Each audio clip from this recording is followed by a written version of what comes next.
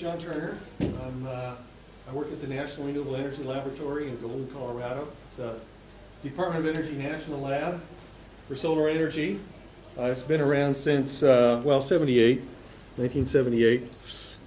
Started the Carter administration in answer to the first oil embargo. Interestingly enough, Ronald Reagan tried to zero us out because he thought solar energy was something hippies did in their backyard while smoking pot. That still may be true, but now it's PhD scientists. They're doing it in their yard. So anyway, I've been there a long time and playing with solar energy, and photoelectrochemistry is one of the things that I've been doing. I'd like to just really quick, we'll see how fast you guys are. I'll just go around the room real quick. Tell me what your university is and what your thesis topic is. My name is Francesco and I work at NICEF and work on chip design, basically, fast time measurements. Okay. I'm Lucy and I work for CERN. All right. My name is Yori and I work at AMO and I work on thin silicon circuits. Thin silicon, excellent. My name is Peter Expe and I work in Utrecht. Moisture barriers for thin film and polymers. Okay. I'm Benjamin. I'm working at AMO on osmotics and cathodic analysis. My topic is this. I'm Ronan. We're at the University of Technology on proton nuclear fusion plasma. Woo! Great, look out. I'm Erwin. I'm also from Eindhoven and I study dopants in He'll be able to answer all the questions. I think. That's what I'm looking for, so people answer all the questions. Yes. My name is Alf. I'm also working at NICEF on microhead and gases detectors. I'm Jessica. I work at Huizen and I use the Photoelectrochemical to study impacts of Wow, okay. I'm Oscar. I work at the University of Twente. I work with physics of fluids and growth of problems. I'm Kees Landheer and I work at Utrecht University on synthetic solar cells. What composition? What kind? Silicon. Silicon. I'm Martin. I'm from the University of Amsterdam. I'm working on protein integration. I'm Willem from the Universiteit of Leiden. I work on heterogeneous catalysis. Chemist. Yeah. I'm Pete. I'm working on the colloidal classes of this year. All right. Yeah. Colloidal glasses. Yes. My name is Pim. I work at Utrecht University and work on thin film solar cells. Okay. I'm Michel from the University of Twente and I'm working on invisible light source with Wow, excellent. Okay, so you can answer the rest of the questions. Henriette. I'm working at the University of Utrecht on heterojunction and solar cells. Heterojunctions. Okay. What materials? Silicon. Silicon. My name is Elena. I work at the Leiden University and I study animated nanoparticles with low temperature ultra electron chemistry. Hi, I work at NICEF. Atlas project and I'm doing WS metering. All right. Hey, I'm Kiran. I'm from Leiden University. I'm working on photosystem through water oxidation mechanism. It's natural, but I like to know about how they do. How to really do it, huh? Yeah. That's right. Yeah, that's you can answer some questions. Thomas, I work at Leiden University and I work on modeling natural and artificial forms. Oh, all right. It's got some artificial photosynthesis folks here. I'm Anthony. I'm an undergraduate in Technical University and I'm working on solar cells. My name is Vlad. I'm from the University of Groningen and I'm working on organic solar cells. Ooh, OPD. Yep. I copy.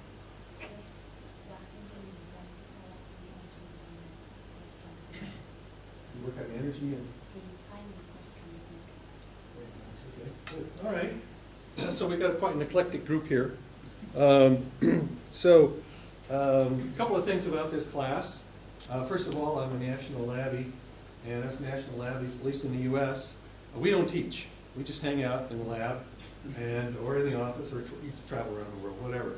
And so, I'm not a professional teacher, so who knows what's going to come out of this thing? Because I've never done one of these before, but I'm willing to try anything once or maybe twice. We'll see. So that could be interesting. Number 2, I'm a chemist. All right, so you want to ask me any physics questions, I'm going to smile at you. But I'm going to have physics in the talk, so I'm a little bit nervous about that. And number 3, I just got here from Denver, Colorado, and so a little bit jet lagged. Although I'm a little dizzy because all the oxygen down here. So you guys, I don't know how you get through all this stuff. At 1,600 meters, the air's a little thinner and easily move through. Okay, so I want to talk about photoelectrochemical energy conversion technologies. So we're going to look in the room of photoelectrochemistry just for a brief moment, and then we're going to run away and wander around phase space and other places for a while, and then we'll slowly work our way into the photoelectrochemistry room, and we'll explore corners and other interesting things, as well as some strange objects in the middle of the room. It's interesting someone's here that knows catalysis, because I figured that would be the least likely thing that anybody would know here. So that's going to be interesting. So, the sort of the outline. And I'm told under penalty of death, at 8:45, which is in about an hour, we have to take a break because On the other hand, after 8:45, midnight's an option. But I don't have that many slides, and I don't have that much to talk about. So we could be we could be done by the break. So that we could go out and do some drinking or whatever. So, oh, I'm supposed to use this thing. Okay. And I assume you can all see, no problem. I'll try and move around so everybody has a chance. All right. So, photoelectrochemistry is part of a set of technologies, if you will, which I term direct conversion devices, direct conversion systems. It's essentially sunlight and water to hydrogen and oxygen directly. And there's a number of processes that will do that. We're going to talk about semiconductor photoelectrolysis. We have some people here in photobiological systems. Photobiological systems can do the same thing. Homogeneous water splitting. What I mean by that is there are people who look at the possibility of just taking a chemical compound, colored of course, in solution, shining light on it, and just basically having it react with water. That's more of an interesting kind of experiment, but it's doubtful it'll ever be ever actually go anywhere. Heterogeneous water splitting. So I term that as semiconductor particles. There's a lot of people, a lot of work, especially in Japan, on particles and the vision of particles. I'll talk maybe a little bit more about that later, but the idea is you sprinkle some magic dust in the water, and you put a bag over it, and you just collect gases that way. And that's the ethereal view. And I'll briefly mention, I'll actually talk about thermal cycles. You can split water at a little over 2,000 C, but the recombination rate at that temperature is pretty fast. So they've generated different kinds of systems that cycle back and forth. And I'll just give you a quick example in that as we go along. So used to walking up and punching the button. I don't know what to do with this thing. Okay. So photoelectrochemical direct conversion systems, light harvesting. Remember I said it was a light harvesting reaction. So I have to have a light harvesting system and a water splitting system. So my light harvesting system is a photovoltaic semiconductor. They're obviously the best at capturing light energy, and so we like to use them and direct them to split water. I'll talk about how that's done and some of the energetics and other sort of things down the area. So it's a light harvesting and a water splitting system. There's an analog, already commercial analog of that sort of system. It's called an electrolyzer and a solar cell. So you can do this already. You can take your solar cells, put them outside, plug in your electrolyzer, and away you go. You're splitting water, making solar fuels, and it's if you put it in a black box, it's identical to the artificial photosynthesis systems or any of my systems.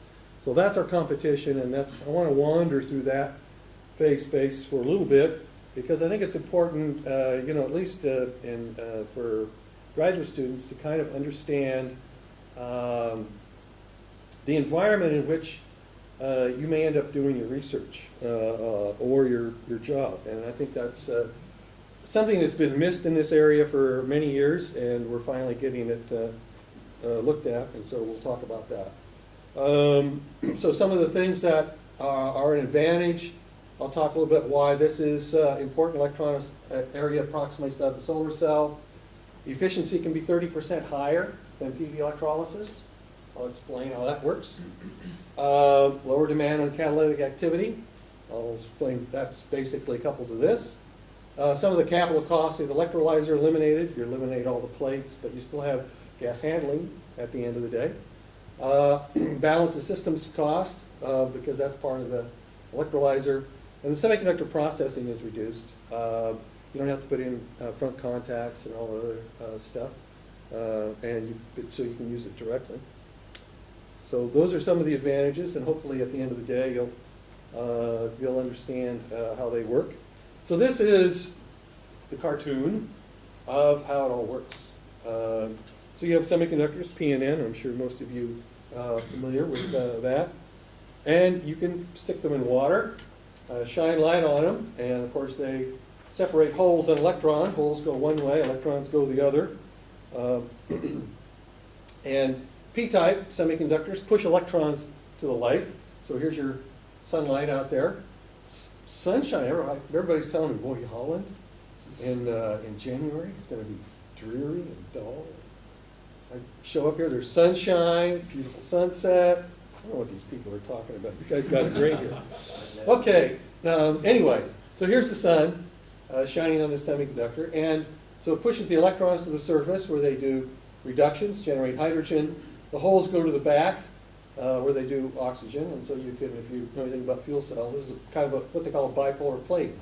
You've got one reaction going on one side, another reaction going on the other.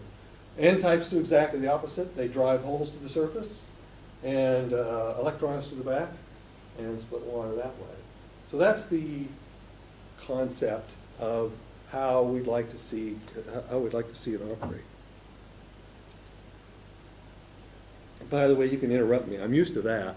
I may not be used to teaching, but I'm used to being interrupted and yelled at. Okay, so why do we want to do this? Well, we'll start with a global picture, just a quickie picture. But, if you guys want, because, oil production has been flat for since 2005. So at some point in you guys' life, it's going to go down. And I'll be fine. You are going to have to find some alternatives. And I like to talk about, and that's why I do photoelectrochemistry and some other things, I like to talk about sustainability. And when I talk about sustainability, I mean systems that will last for millennia. I mean, this last one we put together, it's going to maybe get 200 years out of the fossil fuel, maybe 300 years out of the fossil fuel industry.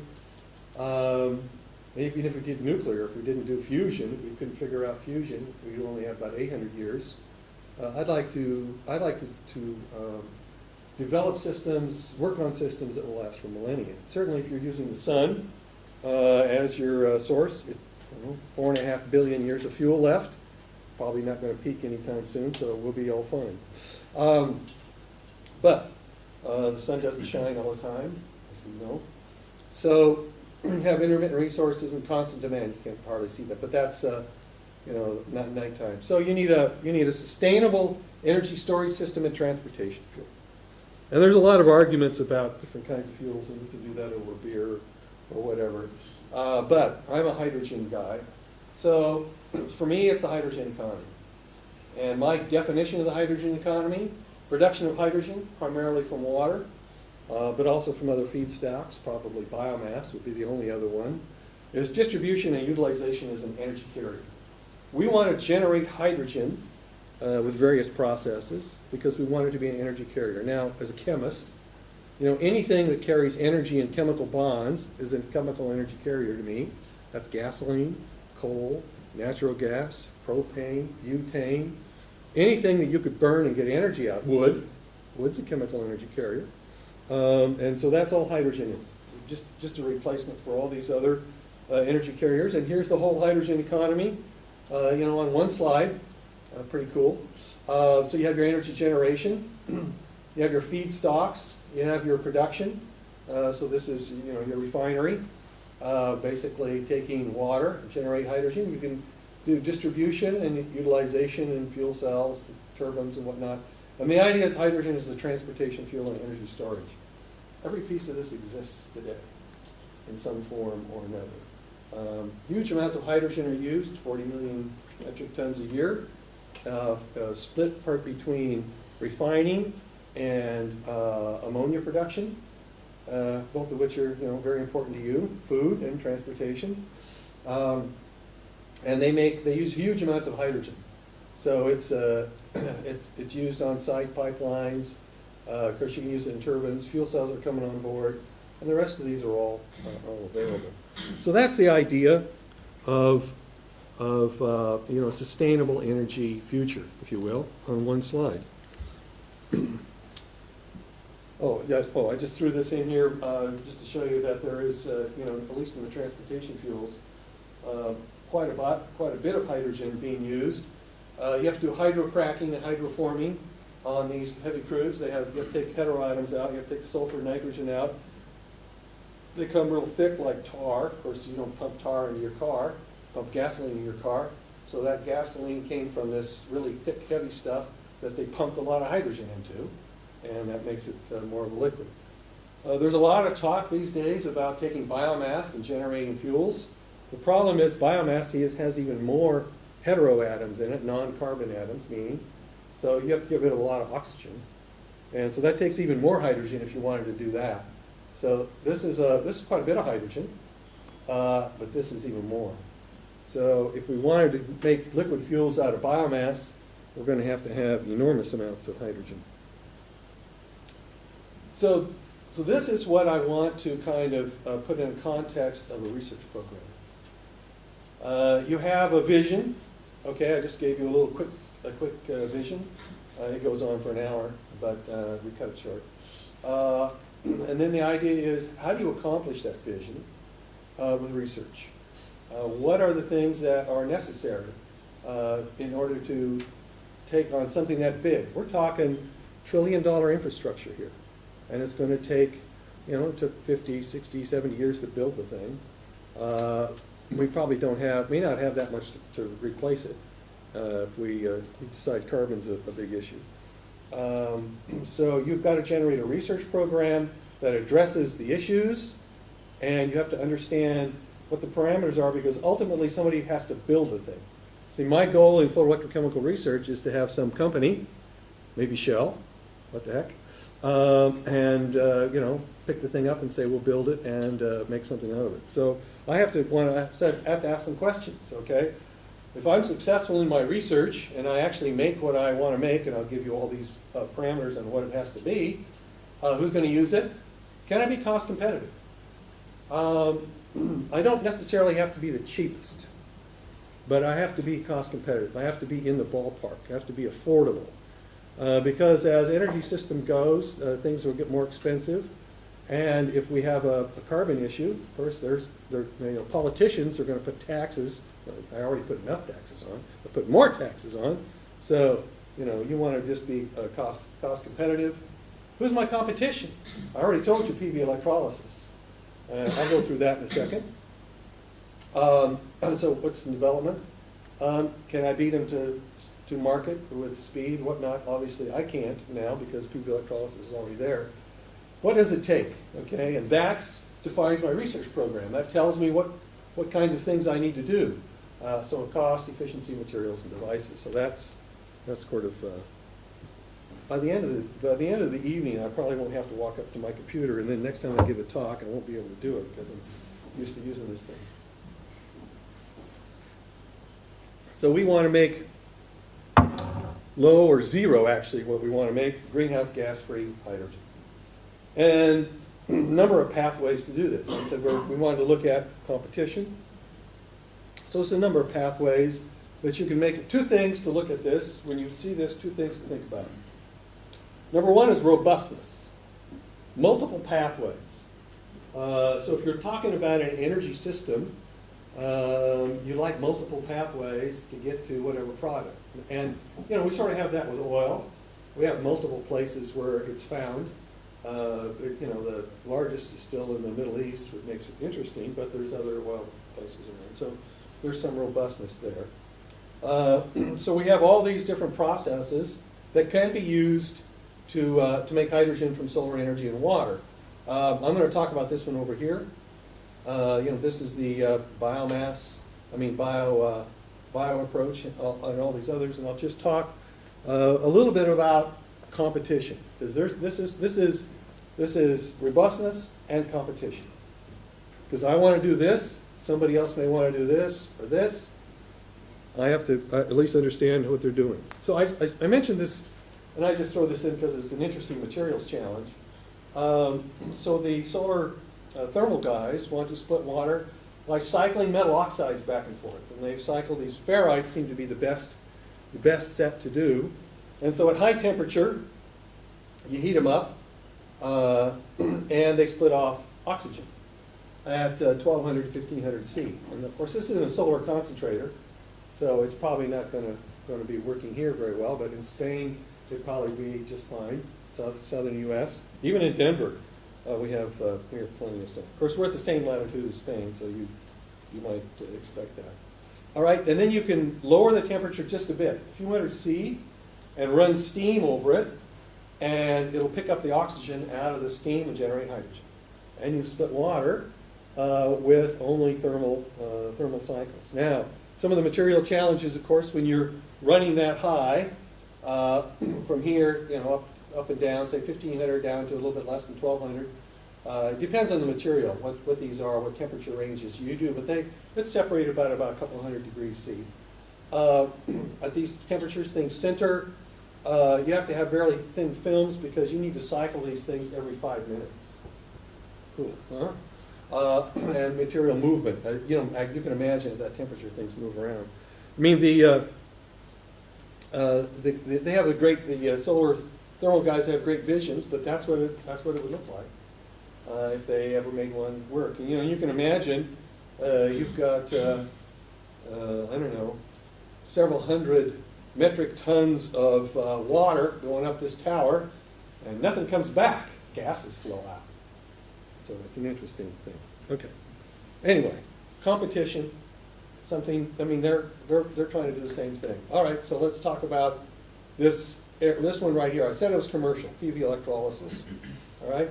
We can do this today with wind and with solar.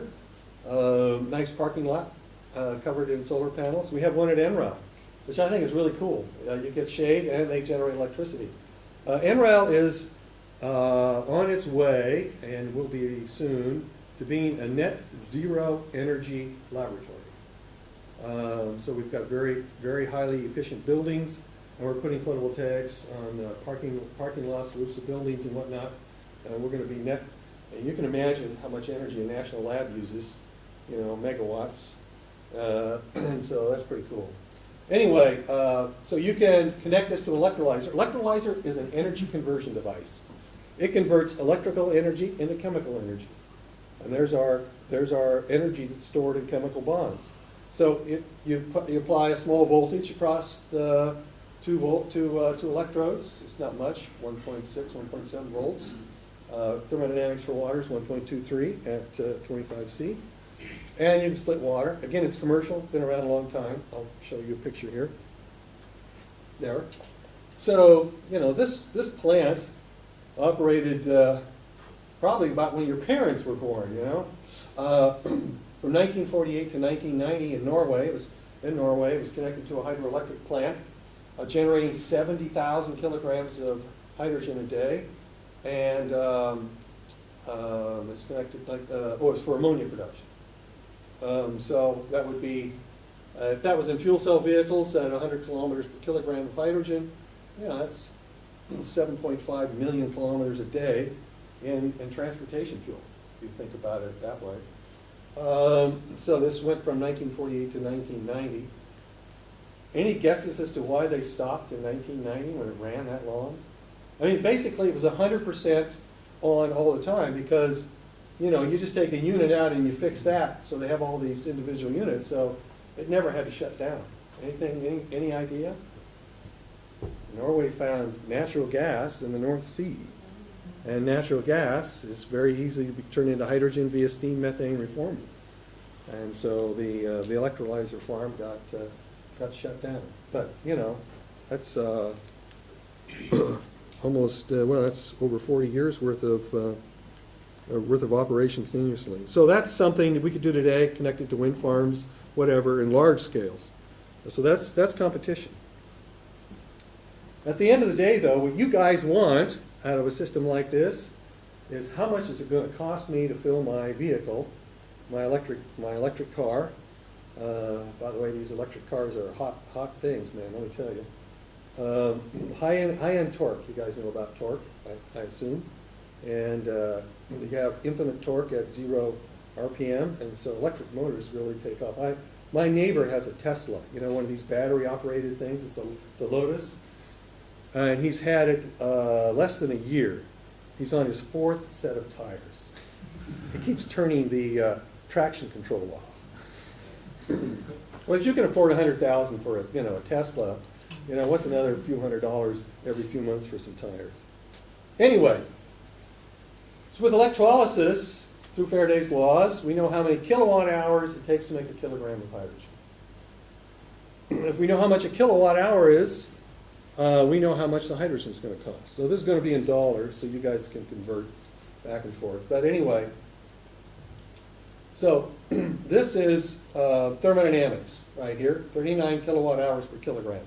It's the best you can do in terms of converting electrical energy into chemical energy in the form of hydrogen. These are commercial systems, which you can buy today, okay? So there's a little range depending on what they are. So the slope has to do with the efficiency of the device. So they run from 48 to 60 kilowatt hours per kilogram. So they're pretty efficient. From 70, they're in the 70% efficiency. That's system efficient. That's very, very good. All right. And so you add 10 cents a kilowatt hour in the middle here. That's $5 a kilogram of hydrogen. And I said earlier that a kilogram will take you about 100 kilometers. That's probably cheaper than what you pay now. I don't know what you pay for 100 kilometers worth of petrol. Yeah. 18 for 100 kilometers? If you drive 1 in 10. Wow. Okay. So now you're down 5. Just now, just at 10 cents. Okay. Your electricity rates are probably higher, but that's my house is 10 cents. So that's what you can do today with electrolysis. But let's think about the competition and think about how you're going to operate these things. That particular graph, and it's basically reproduced right here. Okay, for commercial, I think this is 50 kilowatt hours per kilogram, 53. That's basically running that electrolyzer 24/7. However, if you want to run these things in solar, PV electrolysis, which is what our real competition is. A real competition is photovoltaics and electrolysis.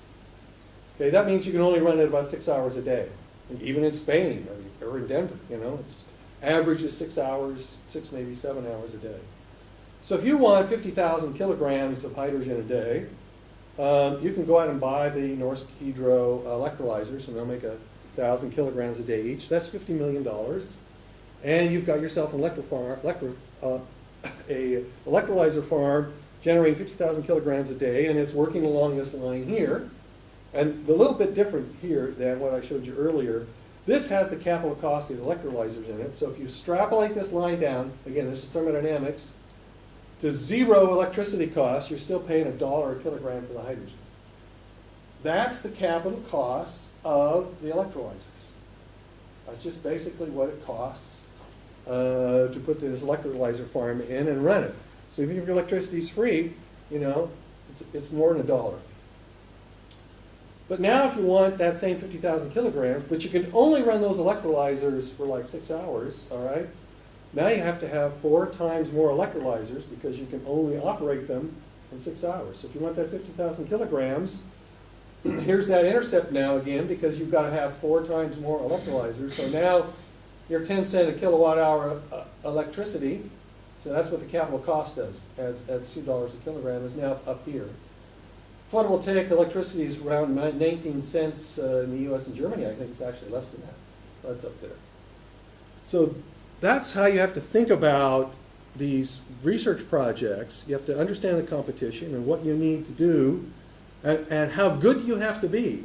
I mean, if you have to beat steam methane reforming is down here around $1 to $2 a kilogram of hydrogen.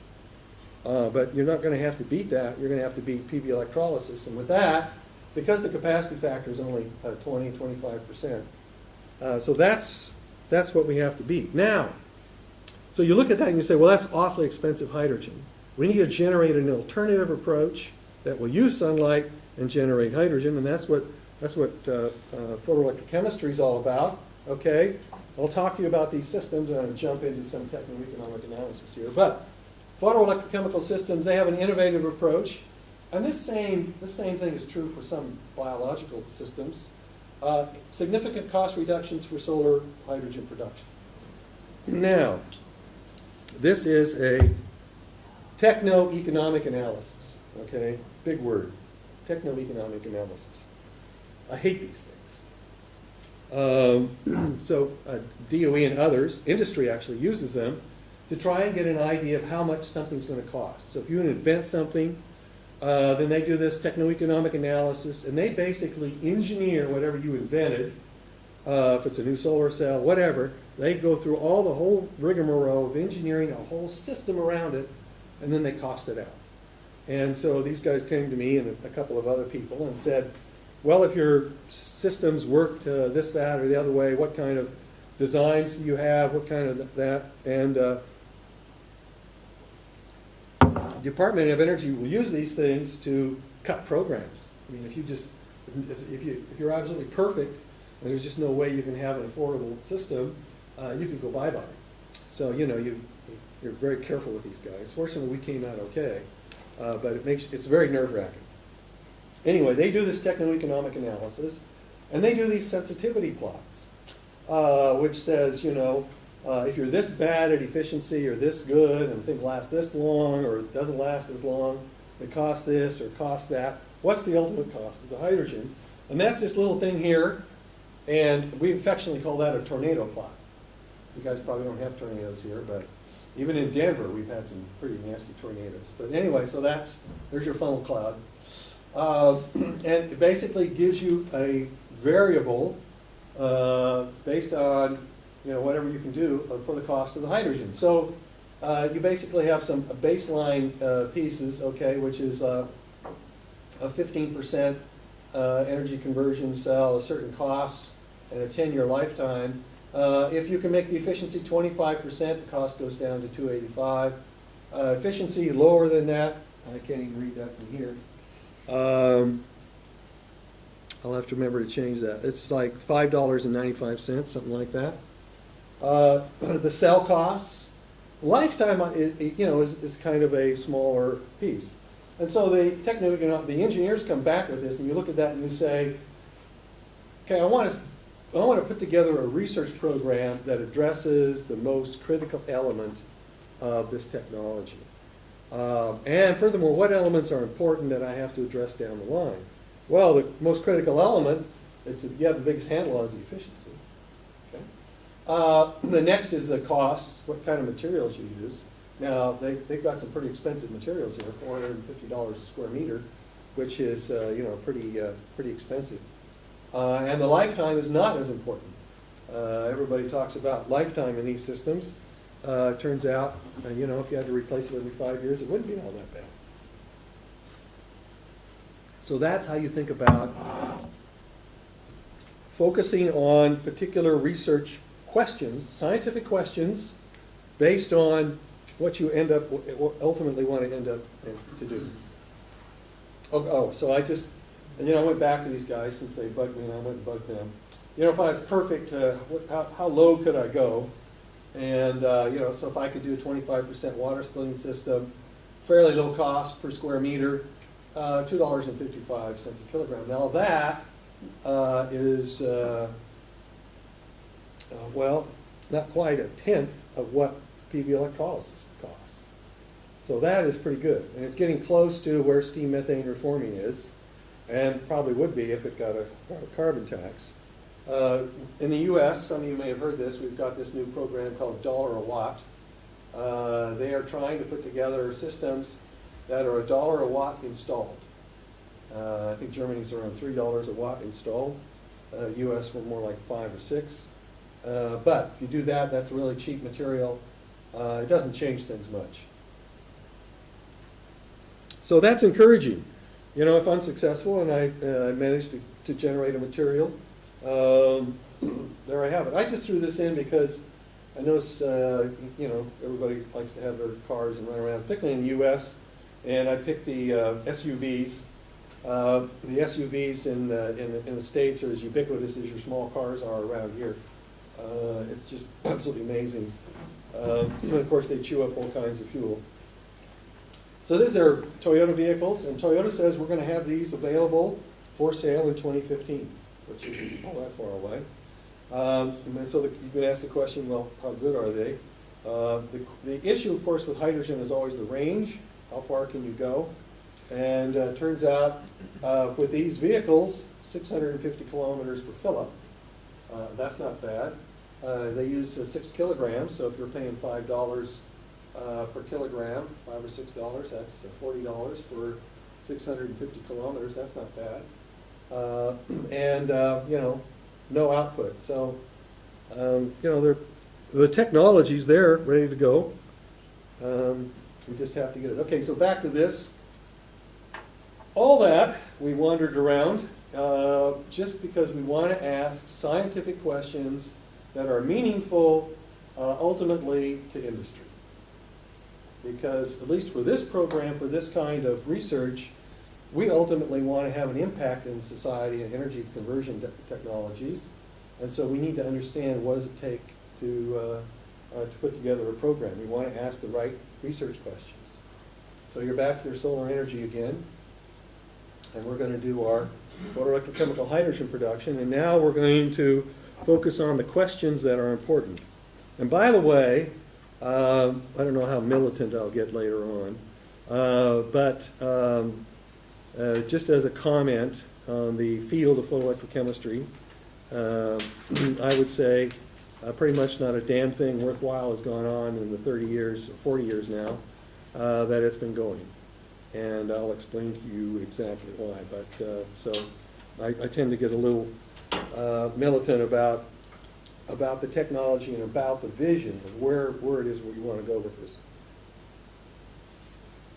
All right. I probably don't have to do this. I just threw this in. Semiconductor basics. Semiconductors have a band gap. Absorb light. Valence band, conduction band. And a little bit different here. You generate holes in the valence band. So you have the conduction band minimum, valence band maximum. In chemistry, we call this the highest occupied molecular orbital and the lowest unoccupied molecular orbital.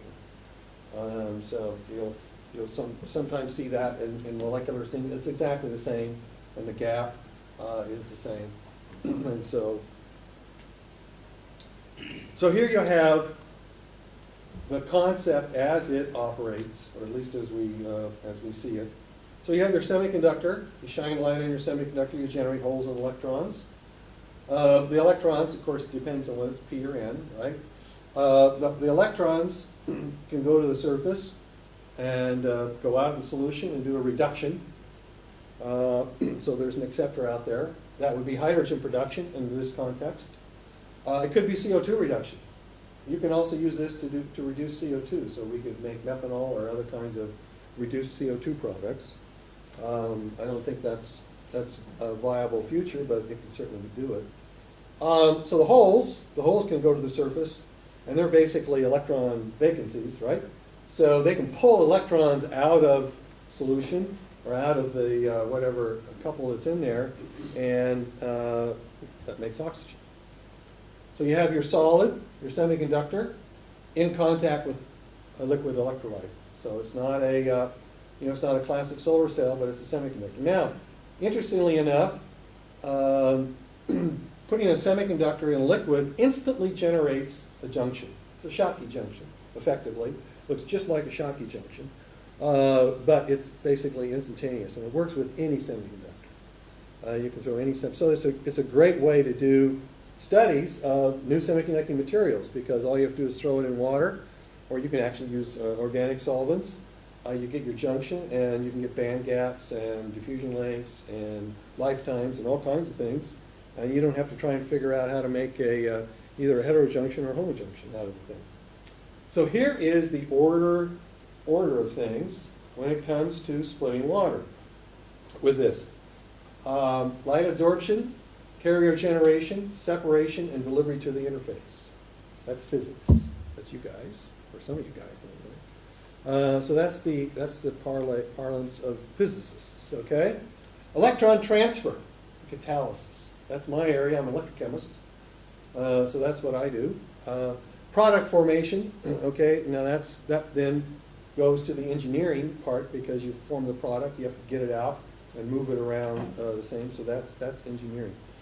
So this is a very, very complex system. Lots of parts and a lot of disciplines involved in this. Electrochemistry by itself is almost impossible. And then you throw in solid state physics, which is, I don't know, maybe just as nuts. And the whole place is crazy. And I'll say this here, and hopefully I'll repeat it. The people who have been working in this field, in this photoelectrochemical area, have, pretty much all of them, been chemists or electrochemists, not solid state physicists. And notice the first three things on there, right? Light absorption, carrier generation, separation of the interface, that's all physics. And that's what's been missing in this field, and so we can get some physicists interested. I'm working with some at NREL, and I'll talk a little bit about them later. So that's sort of defining our research program. So here it is, what it looks like in an actual cell. This is a p-type material. So you have your p-type semiconductor. The electric field then pushes the electrons to the surface. This electron then goes out, reacts, makes hydrogen. The whole goes around, drops to the Fermi level, and goes around to the other electrodes. So you have your two electrodes. One makes hydrogen, one makes oxygen. You like to generate separated products. Stoichiometric mixtures of hydrogen and oxygen are frowned upon. This is what I joke about. These people want to do particles. Okay, the particle system would generate a stoichiometric mixture of hydrogen and oxygen, and they're really cheap, because all it is a baggie filled with water. But you think about it, if we want to make millions of metric tons, which we're going to have to do, of hydrogen, that's thousands of square kilometers of these bags filled with stoichiometric mixture of hydrogen and oxygen, waiting for a lightning bolt. We're talking mushroom cloud. So anyway, you need to separate the products. The other thing that people don't often think about when they're talking about these particle systems, and believe it or not, the biological systems have the same problem, okay? The photosynthetic bugs, they make hydrogen and oxygen together. The other thing people don't think about is you have to separate them. Now, even if they the safety issue was you ignored that, you have to separate gases. That's entropy, right? So you've got the entropy of separation you have to get rid of, and that's like 0.3 of a volt. So you're starting out with something that's worth 1.23, and now all of a sudden you lose 0.3 of it. Simply try and pull it out of the mixture that's already in. So you'll hear a lot about these particle systems, because conceptually it makes cheap hydrogen, but not really. Okay, so that's the p-type system. Now, at the end of it, depends on how far past midnight we go. I can explain a little bit about this 1.7. So here's thermodynamics. There's always energy losses in anything that you do around here, and second law, nasty master, and so you need a little extra voltage to compensate for those losses. So here's the N-type analog, a little bit different view, probably some more things, but anyway, the hole comes out, makes the oxygen, electron goes to the Fermi level, right into the other side, and makes the hydrogen. So net reaction is hydrogen, water goes to hydrogen and oxygen. That sounds simple. So let's talk about, what it's going to take. So I started out touting all the wonderful things. This is what I tell my program manager, that, this is what I can do. Wonderful stuff, and I'm going to be really efficient, really low cost, so just give me money and I'll go make it happen. It doesn't work that way, but, we try.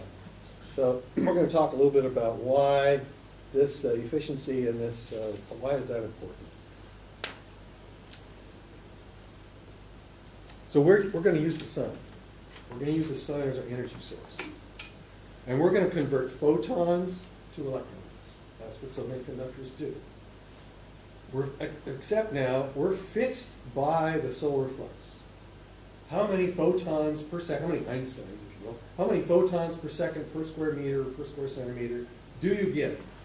And if I convert those at 100% quantum yield, how many electrons per square centimeter per second do I get? That's current flow. All right, so solar cells, as you guys know, operate typically, best silicons are a little over 30, 35, something like that. What is it, you silicon folks? So that's 35 milliamps per square centimeter. That's basically what the sun gives us. So if I'm going to do photoelectrochemistry at that same rate, that's the current that I'm going to have. I'm going to have probably not 30, maybe 20, maybe somewhere between 10 and 20, hopefully 10 and 20 milliamps per square centimeter, converting water into hydrogen. So that's down here, okay? So what I have here is a curve. This is current density.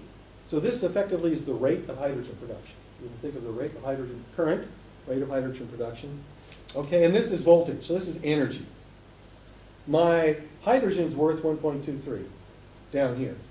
So any amount of energy that I use above that is a loss, right? So here's the energy curve of making hydrogen as a function of current, okay? So at higher rates, I need more energy to push electrons faster through the system. And so this is basically what we call a current voltage curve. Basically tells you how much energy you lose per current density. Okay, so down here, I'm working very close to the thermodynamics, 1.35 volts. That's AM 1.5 solar energy. Now, electrolyzers. Commercial electrolyzers, because of all the costs and the electrodes and everything else, they operate somewhere, excuse me, between 800 milliamps per square centimeter to 2 amps per square centimeter. So they're, up here on the first floor up there somewhere. So they're way up here at 1.9 to 2 volts. So they're making something at 1.9 and it's worth 1.23. If I can operate at this level here, okay, even if I have to operate up here, 1.45 or so, effective current, then, that's where I save on my energy. That's where I save. Because photovoltaics, if it's connected to an electrolyzer, it's operating out there at that other voltage. So that's where my 30% comes in, because I have to operate at the current density of solar, and I'm out there, I'm basically, instead of generating electricity, I'm generating hydrogen, but I'm generating at the rate of the sun level. So that's where I can gain. So that's what makes this thing different than PV electrolysis. I can get these things more efficient. I don't know if you can see that. This is this is for the program managers. They always like these little drawings they can show to their upper management. But for the U.S. fleet of 236 million vehicles, for 280 million people, I'd like to have at least 2 cars, maybe 3. Some of us. Okay, this is a PV panel area to produce the hydrogen for, that's 60 million kilograms of hydrogen per year, which is what we would need in the U.S. if we went to fuel cell vehicles. And this is a 10% efficient solar cell, 70% electrolysis efficiency. There's a 10% photoelectrochemical, you can see, because I can convert the electrons more efficiently, lower voltages, I lose less energy, then the area is a lot less. That's considering you can only run them for 6 hours a day. Yeah. Yeah. I mean, what you do here is you know what the solar intensity is in kilowatt hours per square meter per day. And so you know how many kilowatt, I need to make 60 million metric tons of hydrogen, so I know how many kilowatt hours that is. And I just divide that by the kilowatt hours per kilogram per square meter per day, and I get my square meters out of the thing. And so that's where it ends up. And just a technical question, how would you get all that amount of water into a place where you get that much sun? It's not that much water. It's not that much water? No. You know, I should have left that slide in. I took it out. So it's about, I should have put it in and converted it to liters. It's about 120 billion gallons of water a year.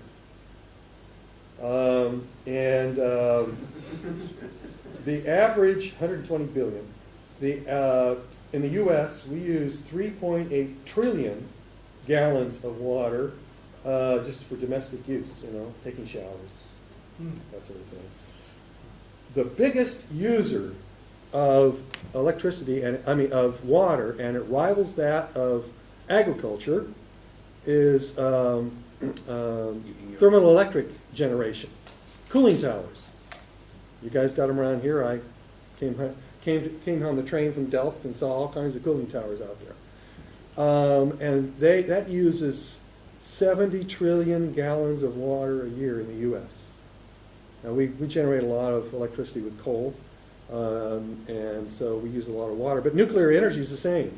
People think, oh, nuclear energy is no problem, but it uses as much water. I mean, all they're doing is boiling water, right? Even a nuclear reactor, the fusion reactor, the ITER thing that they're trying to put together. At the end of the day, they're going to boil water. Okay. Anyway, they're going to need cooling towers. You know, solar and wind take no water to generate electricity. So the amount of water you have, actually, if you go to solar and wind, our water use ultimately will drop, simply because we use so much in thermoelectric power generation. And the same thing is true in geothermal. Anything that uses cooling towers boils water. Now they have, you know, in the U.S., we have in the West, particularly here in New Mexico, they have issues, of course, with water because it takes so much. And so they have a lot of what they call dry fields, which means that they put a lot of things out, radiant heat, but that really lowers the efficiency of the plant because your delta T, for those of you who know about such things, you know, is the water after it comes out of there maybe a couple hundred degrees C, and you need to take it all the way down to a liquid, and the temperature outside maybe, you know, out here maybe 40 C. So that makes it really inefficient. Or if you have water, you know, it's pumping, you know, whatever it is per gram of energy into the thing as it evaporates. But I get that question a lot. I'm going to remember it. I'll have that slide in next time if I ever do this again. All right. So the material challenges. What have we got to do material-wise to make this happen? And there's a whole bunch of them. You'll get the whole list here, but I'd like to start with just three main ones. There's an efficiency, and that came out, you know, very clearly in that techno-economic analysis, that efficiency. So I've got to have a band gap at least 1.6, 1.7, but not over 2 eV. I have to have a band gap big enough to do the water splitting reaction, but not so big that I'm not using enough of the solar spectrum to make it worthwhile. I'll talk in more detail about that. I consider that the grand challenge.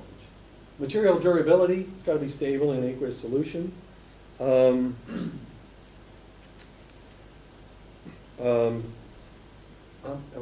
say something in a second about that. But in the techno-economic analysis, that wasn't a big issue as you might expect. And then energetics. And this is a little more difficult to understand because that has to do with Helmholtz layer and electrochemistry. But fundamentally, these bands, conduction band and valence band, or actually the Fermi level in one other band, have to straddle the hydrogen and oxygen, what we call the half reactions.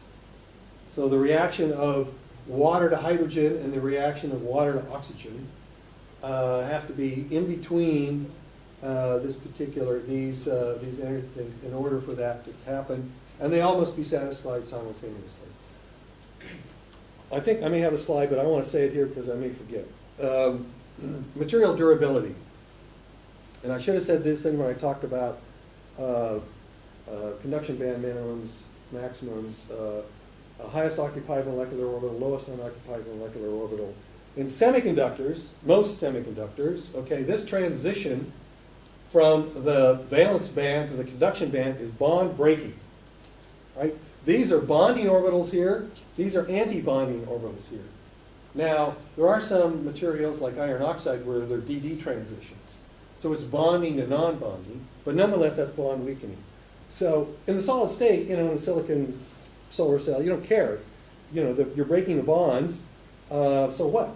Nothing's going to happen. The material is all put together. But we have this stuff, right next to a nice corrosive liquid, like water. And so, you can do photocorrosion. Now, that's the same as photoetching, for those of you who've ever done any of that. Same thing. And it's the same phenomenon. You're breaking bonds at the surface, okay, and that essentially allows reactions to occur, and you can, essentially dissolve the system. So that's where the material durability is, and that's one of the main issues here. Because of that particular transition is a bond-breaking transition. So, I said efficiency was incredibly important. What are the components that make up efficiency? Now, we know in photovoltaics, right, you have your short circuit current, your open circuit photovoltage, and your fill factor. And those all operate together in a nice way. And you can play with fill factors, and you can play with open circuit voltage. The triple junction solar cells now that get 43% or 300 cents, something like that. They basically are high voltage kinds of systems, 2.6, 2.7 volts, okay, very low current. So you can play with that, okay. Silicon's high current, low voltage. But we're making a counter. Our voltage is fixed by the chemical potential of the chemical you make, in this case hydrogen. So that's the chemical potential. So this is your classic photovoltaic equation, right? You have chemical potential, short circuit current, and you have a fill factor in there we don't have, okay? We're basically fixed by the voltage because we're making hydrogen. The only variable we have in terms of our efficiency is how fast we make hydrogen. That's the current. It's the only variable we have. It's the only thing, the only handle we have in terms of trying to improve the efficiency. Now, the semiconductor photovoltage has an impact there, but at the end of the day, the efficiency calculation, it doesn't show up. What shows up is the chemical potential of hydrogen. Let me share this with you because it drives me nuts. I just reviewed a paper from people who should know better, and they were calculating the efficiency for water splitting for hydrogen production. And the chemical potential of hydrogen was not in their equation. They basically, they obviously came from the solid state physics world at some point or another. But their equation, they tried to generate this thing with fill factor and all that. No. Only the chemical potential of hydrogen is important in the voltage. And to see a paper without that in it, I just, So that got rejected with prejudice. All right, so there's our spectrum. That's what we have to work with. I should have put this in white. 4.5 billion years of fuel left, and so that's what it puts out. Now, this is in, this is what you typically see, all right? And this is in watts per square meter per nanometer, right? That's not what we're interested in. Because, out here, this 3 eV photon, we don't care what its size is, as long as it's above the band gap, we care that it's a photon. So we really only care about the current. So what I've done is I've integrated the solar spectrum and turned it into current as a function of band gap, okay? So this is the total current above the band gap for any system. So you start out in UV, and you get more and more current. And so here's your, silicon. There's a 35 out here. So we want, let's start with simple 10%. And a huge amount of work has been done on TiO2, which is white paint, or tungsten trioxide, which has a band gap of 2.6. It's not even going to come close. And that's assuming 100% quantum yield. That means if I collect everything here, if I have to, if my quantum yield's less, I have to go down lower. But, I could get some pretty high efficiencies if I can use, say, a 1.9 EV band gap. I integrate all this up. That's 16 milliamps per square centimeter. That's almost 19% water splitting system. But that's what I have to think about. I have to have band gaps that are high enough to do the water splitting reaction, say above 1.7, but not so high that I can't ever make what would be considered a commercial kinds of systems. So those are the things you have to look at right away. So I need to be, in terms of band gaps, I'd like to be around 2 electron volts, maybe a little lower. And I'm going to modify that here in a little bit just to confuse you. Well, let me make one other comment, and this has not been appreciated in the field. That's right up here. I have to cover land area, just like photovoltaics. My balance of plant's going to be more complicated because I'm running gases around here. So I have to have the same external quantum yield as a photovoltaic device. It cannot be different. As much as people would like to tell you that, it cannot be different. All right, so back to material challenges. So we talked a little bit about efficiency and how important that is. High electron, photon to electron conversion efficiency. Because that basically drives the reaction. I wanted to talk a little bit about this band edge alignment thing because that's a little bit esoteric. It's kind of like putting a car between the lines in a parking lot. But you can have the energetic position of the bands in electrochemistry, and I'll talk more, in photoelectrochemistry, I'll talk about that more, are not fixed with respect to vacuum. If you get a work function on a material, it's a work function on a material. And, that's it. But not in photoelectrochemistry. Our bands move up and down depending on what happens at the surface. And I'll generate a little bit more mumble on that a little bit later. But the way it works is that if you have the oxygen and hydrogen reactions here, so here's the hydrogen reaction, here's the oxygen reaction, the energetics, okay? The vacuum level's up here. In electrochemistry, negative is towards the vacuum. Positive is the other way. That's just the way we do things, okay? So this would be hydrogen production. This is reduction, oxidations down here. So if the bands are not straddling this reaction, the reaction can occur. So you can have, for example, 3 5s look like this. They have plenty of energy to make hydrogen, but the holes won't make oxygen. Only very, very wide band gap materials straddle the hydrogen and oxygen reactions. And the other way, this is oxides are mainly this way where they have a very low valence band and they can't do the hydrogen reduction reaction. So you have to find a material. Now there's some things you can do to help mitigate these sort of things. And I'll try and make this a little bit clearer because this is kind of an esoteric point and I catch people on it occasionally when they're not thinking about what all you can do with electrochemistry. Electrochemists effectively have infinite control over delta G, which is pretty cool. We can just apply a voltage bias and away we go. Okay, so I said I was going to give you a longer list. Here it is. So this is the criteria that we have to have for good photovoltaic materials. We have band gap in the range for a single system, 1.7 to 2 eV. High carrier mobility, low resistivity. You should recognize that if you work in photovoltaics. High quantum yield. Well, I put better than 80. I didn't want to frighten my fellow colleagues, but for those of you who know solar cells, it should be above 90, right? Close, very high, very high. Has to be stable and aqueous electrolyte, mostly. Band edge positions for driving the half reactions. So that's what has to, that's what I just talked about. Controlled P and N doping.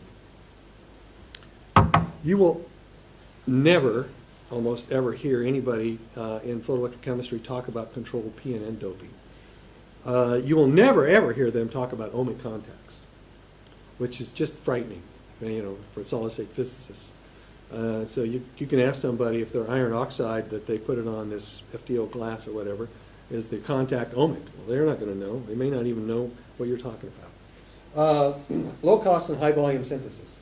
At the end of the day, we would like, a material that would match, how you grow and make photovoltaics. Now, that's a little bit mitigated because if you look at silicon,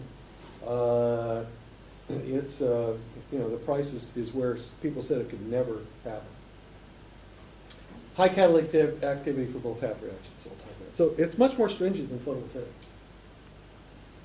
All right, so let's talk about some actual materials and real phenomena, what really happens. And so I started out thinking about this and realizing that we needed to do photovoltaic materials instead of the usual oxides. I just couldn't bring myself to do what everybody else was doing.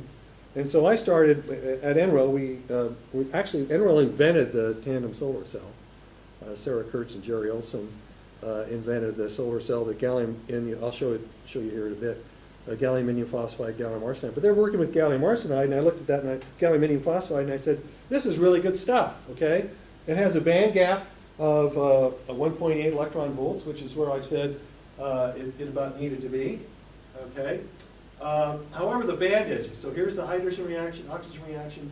So this is typical of 3 5s. A very, what we call a high conduction band, so it's closer to the vacuum up here. And the valence band, the Fermi level here is not far enough below to do the oxygen. So this can't do the reaction, all right? The band edges are pH sensitive, meaning as I change the acidity or basicity, the bands move, okay? And they go up and down, and they follow basically what the water redox reactions occur. Okay, so we looked at that material. Very nice material, would be good, but because it doesn't split water. So I took a page out of the tandem cell folks, and I built myself a tandem. It's a little bit different. So we published this many years ago, and I'd hoped it would create a revolution, but it didn't. Anyway, so we have a very high water splitting efficiency, 12.4%, which is still used in pretty much everybody's proposal, saying that high efficiency water splitting is possible. But this stuff's $70,000 a square meter, so it's a little bit out of there. But you never know. I talked with some people at MIT, and they claim they can do a CVD process of material similar to this and get down to $400 a square meter. Now, these MIT guys are pretty bright, so maybe they can do that. But that would, make this kind of a possible thing. Anyway, it's a tandem, so I have a low band gap gallium arsenide cell, and on top of a high band gap gallium indium phosphide. Notice it's only P-type. I don't have a junction. I don't have a homojunction up there or a heterojunction. I have a Schottky barrier, something with solution. So this is a photovoltaic and a photoelectrochemical coupled together, and we got water splitting. And let's see. So people always say, really? So let's watch a movie, huh? I think this will work. Let's hold one here. Come on. All right. Okay.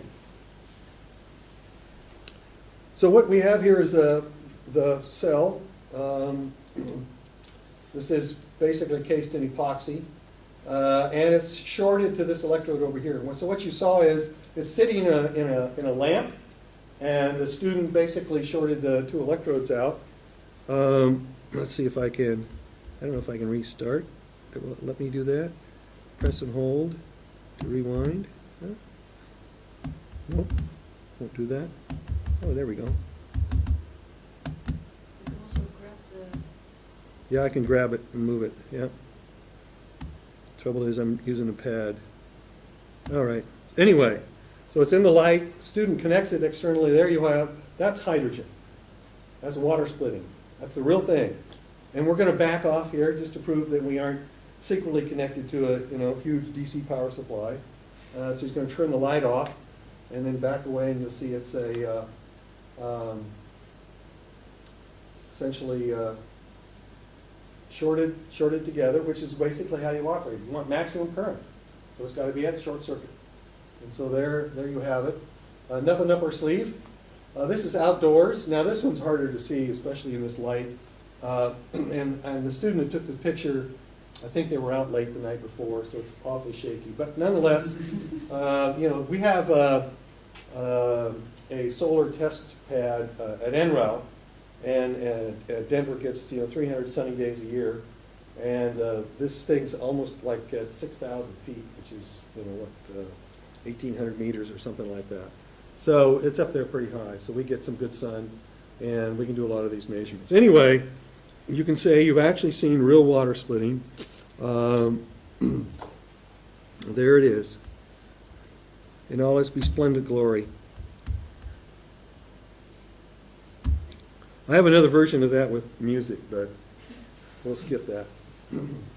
So I said tandem cell. There's a number of reasons tandem cells are very interesting. Obviously in photovoltaics, because of the efficiency. But they're also very interesting in photoelectrochemistry because of the efficiency. Earlier on, when I was talking about the techno-economic analysis, I gave you some calculations of some ideal cases where we'd like to be at 25%. It's going to be very, very difficult to get to be 25% with a single gap material. So you need a tandem in this particular, to get the maximum efficiency, you need a tandem in this one to get together. So all the things I talk about in terms of materials is really doubled when you think about trying to do tandems, because tandems you have to match the spectra. You have to cut the spectra into two equal parts. Triples won't do really any good here, because a triple, every time you cut the spectrum, you're cutting the current. So a triple now cuts the spectrum into three parts, and now the current's lower. You may get more voltage, but your current's lower, and that's not where you want to be. So this is some calculations that Art Nozick did. He's in our lab. But you can get as high as 40% if you have the right band gap matching. Okay, so that's a 1.4 to 0.5 eV band gap.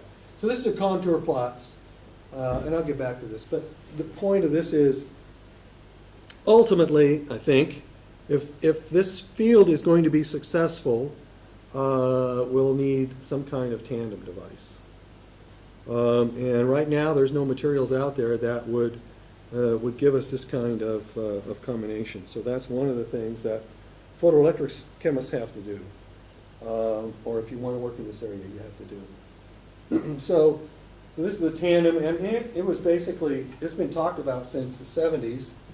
This is Art Nozick's PN photodiode kind of thing, which is essentially a tandem, okay? And here's the energetics. The electron here can easily do the hydrogen. The hole cannot do oxygen, but the gallium arsenide back cell pushes the whole energy far enough that it'll actually work. So this is a nice system. We talked a little bit about durability. I'm saying I think I put one slide. Yeah, okay, there it is. So this is the thing operating, and I operated it at 10 suns, simply because I wanted to make sure that people understood that it's real hydrogen. We're not, generating 2 micromoles per hour, or whatever. So I wanted to make sure that you couldn't argue with the thing. So here it is, here at 12%, and you can see over time the thing starts to decay. Zero currents up here, so it's hydrogen production. And that's basically the system dissolving. You're breaking bonds at the surface, and it slowly corrodes away. So we need materials with the same efficiency, but inherently greater stability. So there's your research problem. What materials will do the same thing and will be more efficient? Okay? Woo. Let me see what the next slide is. Gallium nitride. We can end it here. So I immediately went to gallium nitride because the solid-state physicists were complaining bitterly about gallium nitride. They couldn't etch it. To me, that's music, man. That means it should be, that's stable. They ended up, you do a photo etch with gallium nitride. That's what you do. And so you break the bonds at the surface, and now you can etch it. Or if you didn't do that, you wouldn't be able to etch it. It's a 3 eV bandgap material, but I wanted to show. And I'm not going to talk about this here, but it's a really interesting phenomenon that these nitrides are so stable. Because gallium is what is known as amphoteric. That means it's soluble in acids and soluble in base. So it forms an oxide layer on the surface of gallium nitride. You put that in acid, you put it in base, that oxide layer goes away pretty much instantly. But then nothing happens. There's something about nitrogen. This shouldn't be as stable as it is. There's something about nitrogen.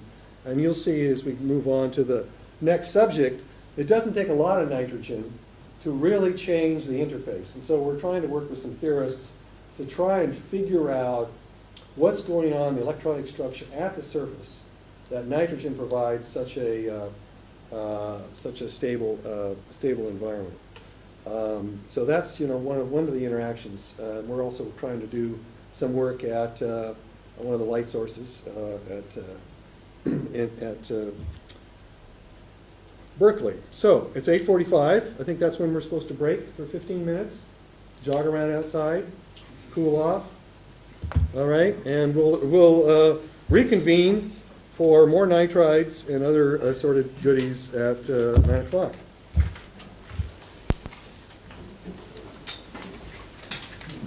And if your neighbor's asleep, wake them up so that they can at least take a break.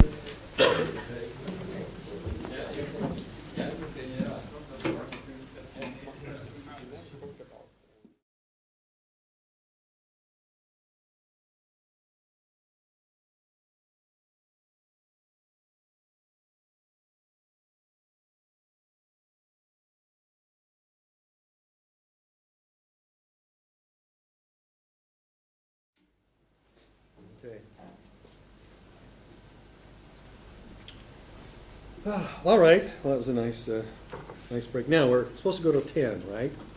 That's when we're supposed to stop. Yeah. Don't want to close the door. I think it locks. So no, leave it open. That's good.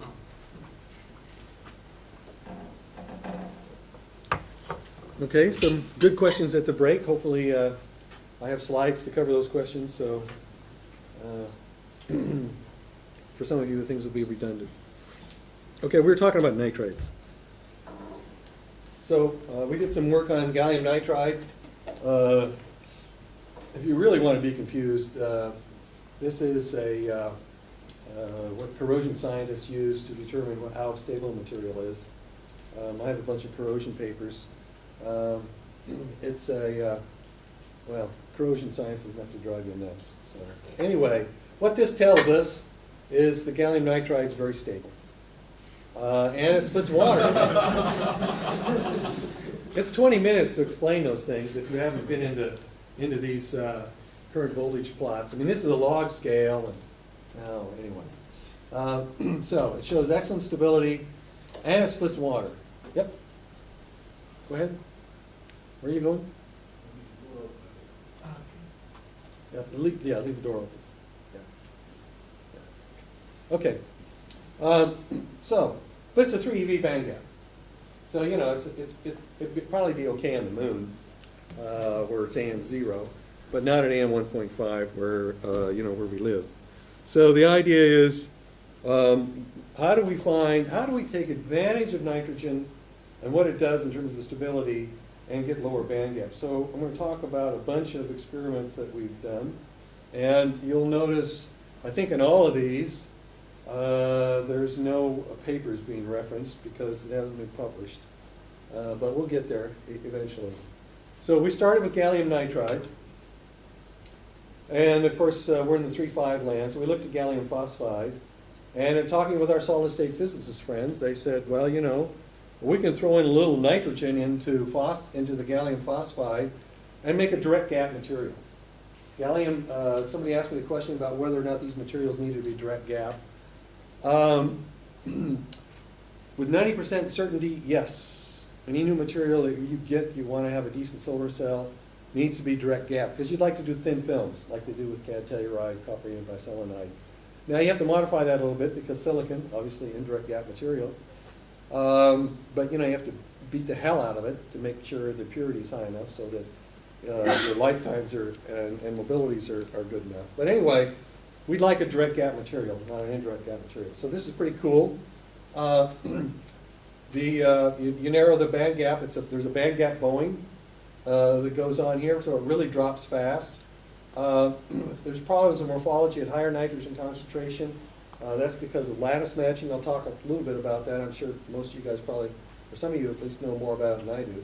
And the nitrogen improves corrosion resistance. So here's, as you start with 0.06% nitrogen, the band gap of gallium phosphide is 2.25, and here's basically, these are current voltage curves, all right? So we make the material, stick it in water, shine light on it, and voila, we have our photocurrent from which we can get the band gaps. And you can see as you increase the nitrogen concentration, the band gap drops pretty precipitously.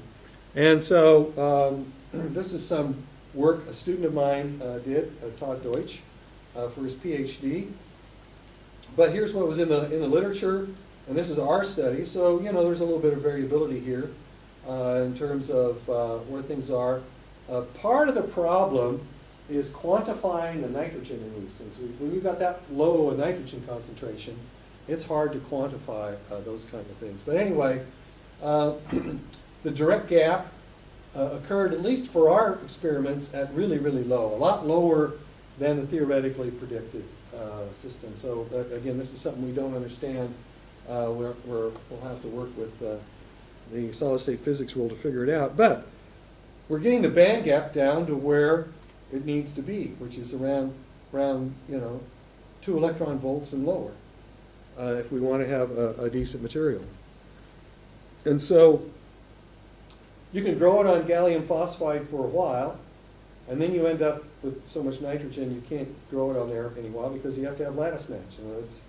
I got a cartoon one of the students drew. It's kind of fun. It's good for me. Anyway, or you can put it on silicon because the lattice constant's a little bit lower, so you can get a tiny bit more of you can get more nitrogen in on the silicon. I'll talk a little bit more about that. So it's lattice matched at 2 eV on a silicon substrate. And interesting enough, in the growth world, you get exactly 2 kinds of samples that you want, which is really which I thought, these solid-state physicists have a lot of fun. This is really cool. So if you grow this material, the gallium phosphide nitride, on N-type silicon, you basically, what you see is the gallium phosphide nitride. Okay, it just forms a nice contact with the silicon substrate, and you can study just that layer by itself. However, if you grow it on a P substrate, okay, you can naturally form a homojunction. You can form a solar cell because you put a little interim layer of gallium phosphide here, and the phosphorus diffuses in there and makes a PN junction. And it's actually in the right direction and everything. So now this is a tandem cell. Just by growing a 3,5 on top of silicon, you make a tandem cell, which is really exciting. And I'm looking at really great stuff. Okay, so one for material study, another one for possible high efficiency tandem cell. And so this is our conceptual picture of what it looks like. The gallium phosphide nitride on top of a silicon tandem cell. That's everything's wonderful in the world, and we're all happy. Obviously I haven't been knighted, so you already know it doesn't work as well as I would have hoped. So here's the band gap. This is on the N silicon. So this is just photocurrent. Okay, this isn't transmission or reflectance spectroscopy. This is actual current flow, and you just basically do the same kind of talc plot that you do for regular photovoltaics, and you can see beautiful onset of photocurrent, 2 eV band gap. And these are the couple of students that worked in my lab on this particular area. And you can, if you want to flood the top junction and put this on a P substrate, you can see the bottom junction too, just like you can in a regular tandem cell. That doesn't show up very well, but that's the silicon. So you can get the indirect gap and the band gap for silicon. So here's what it looks like with this energy level diagram. So what we do is flat band potentials. Flat band potentials tell us where the energetics are of the band edges at the surface with respect to the hydrogen and oxygen redox reactions.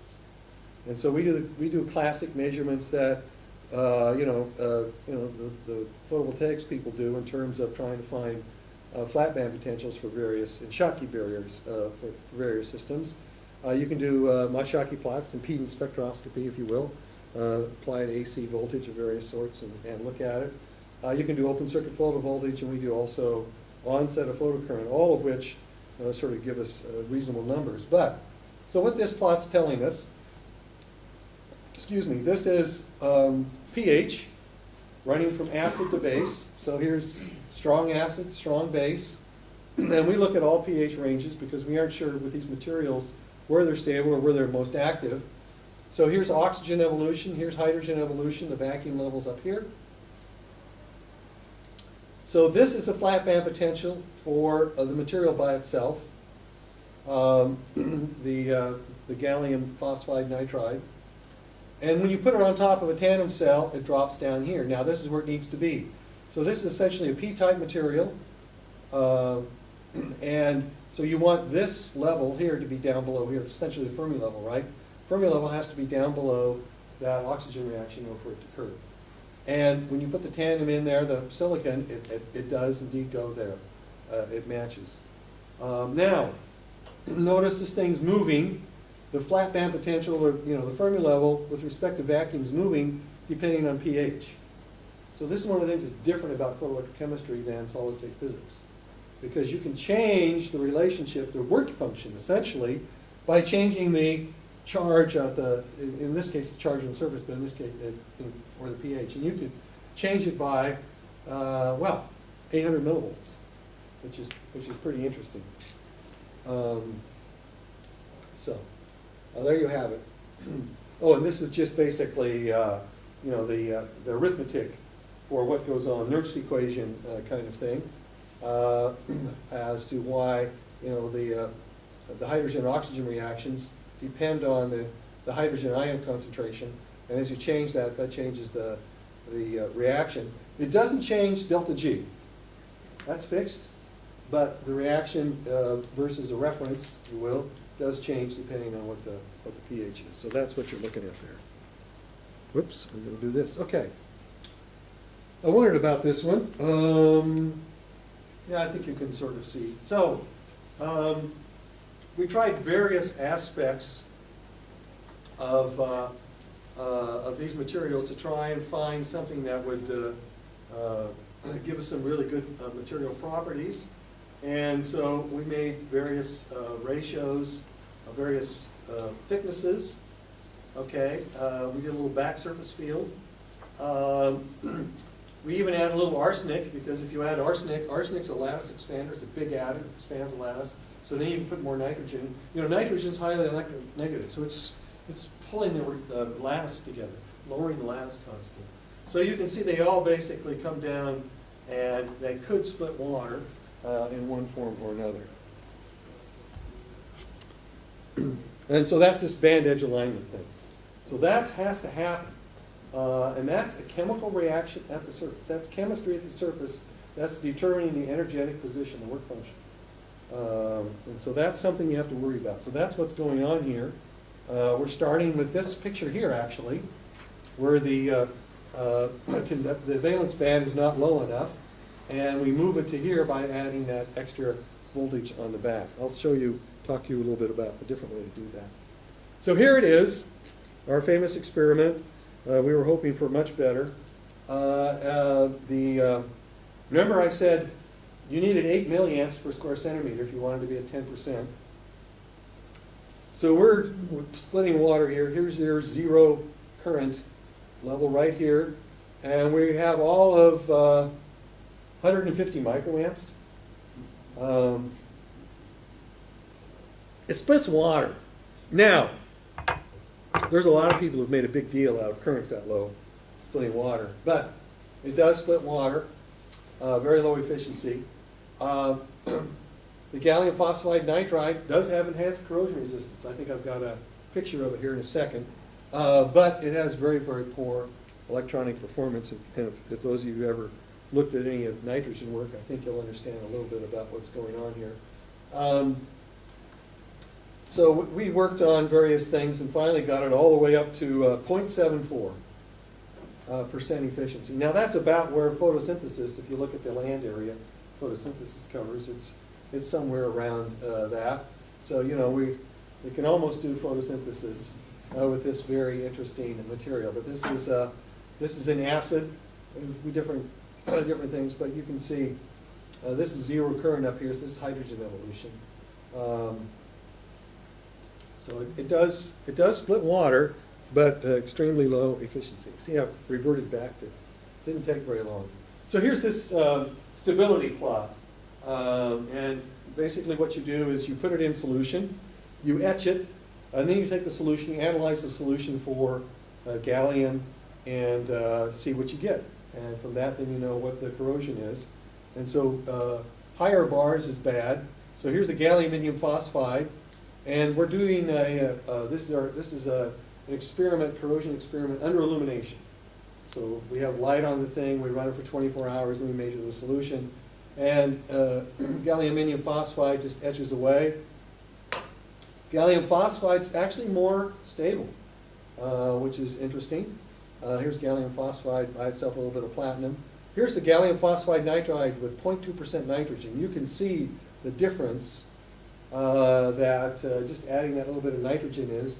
So here's the gallium phosphide, and here's with nitrogen. You can see it cuts the corrosion quite a ways down. If you add more nitrogen, the corrosion goes up, and the reason for that is no longer lattice matched. So you end up with a whole bunch of defects on the surface and all kinds of problems, and those act as corrosion sites.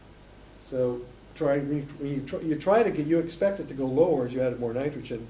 You just can't get there with this particular system. This is basically some of the experiments that you need to do if you want to prove that your system is viable. And one of them is you have to let it sit in the dark. So that's what this is. And you essentially get zero corrosion in the dark, which is good. And that's because you're not breaking bonds at the surface. So here is the regular one, AM 1.5. Open circuit. Now you wouldn't think open circuit would be so bad, but you're breaking bonds at the surface. Corrosion doesn't need a complete circuit to occur. So if you're at open circuit, the system is breaking bonds, and the thing can corrode away. Under current flow, it's more stable. And this is interesting. We put soap. I mean that film, that movie I just showed you. The bubbles are tiny because we have a surfactant in there. We have soap to make the bubbles small, so they come off the surface really fast. And that turns out to be very important. A little corrosion chemistry here. Okay, so we're looking at the reactions as they occur, and we're still looking at the carrier generation. Just wanted to remind you what we're looking at here in terms of the semiconductor interface.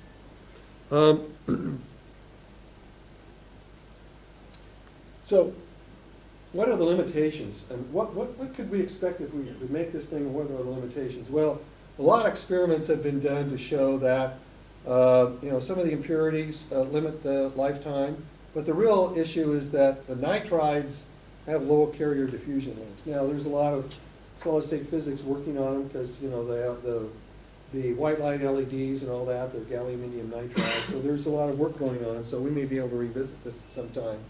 But if we could get things working, with the silicon and the gallium phosphide nitride, we could get 15 milliamps per square centimeter. That'd be a pretty good cell.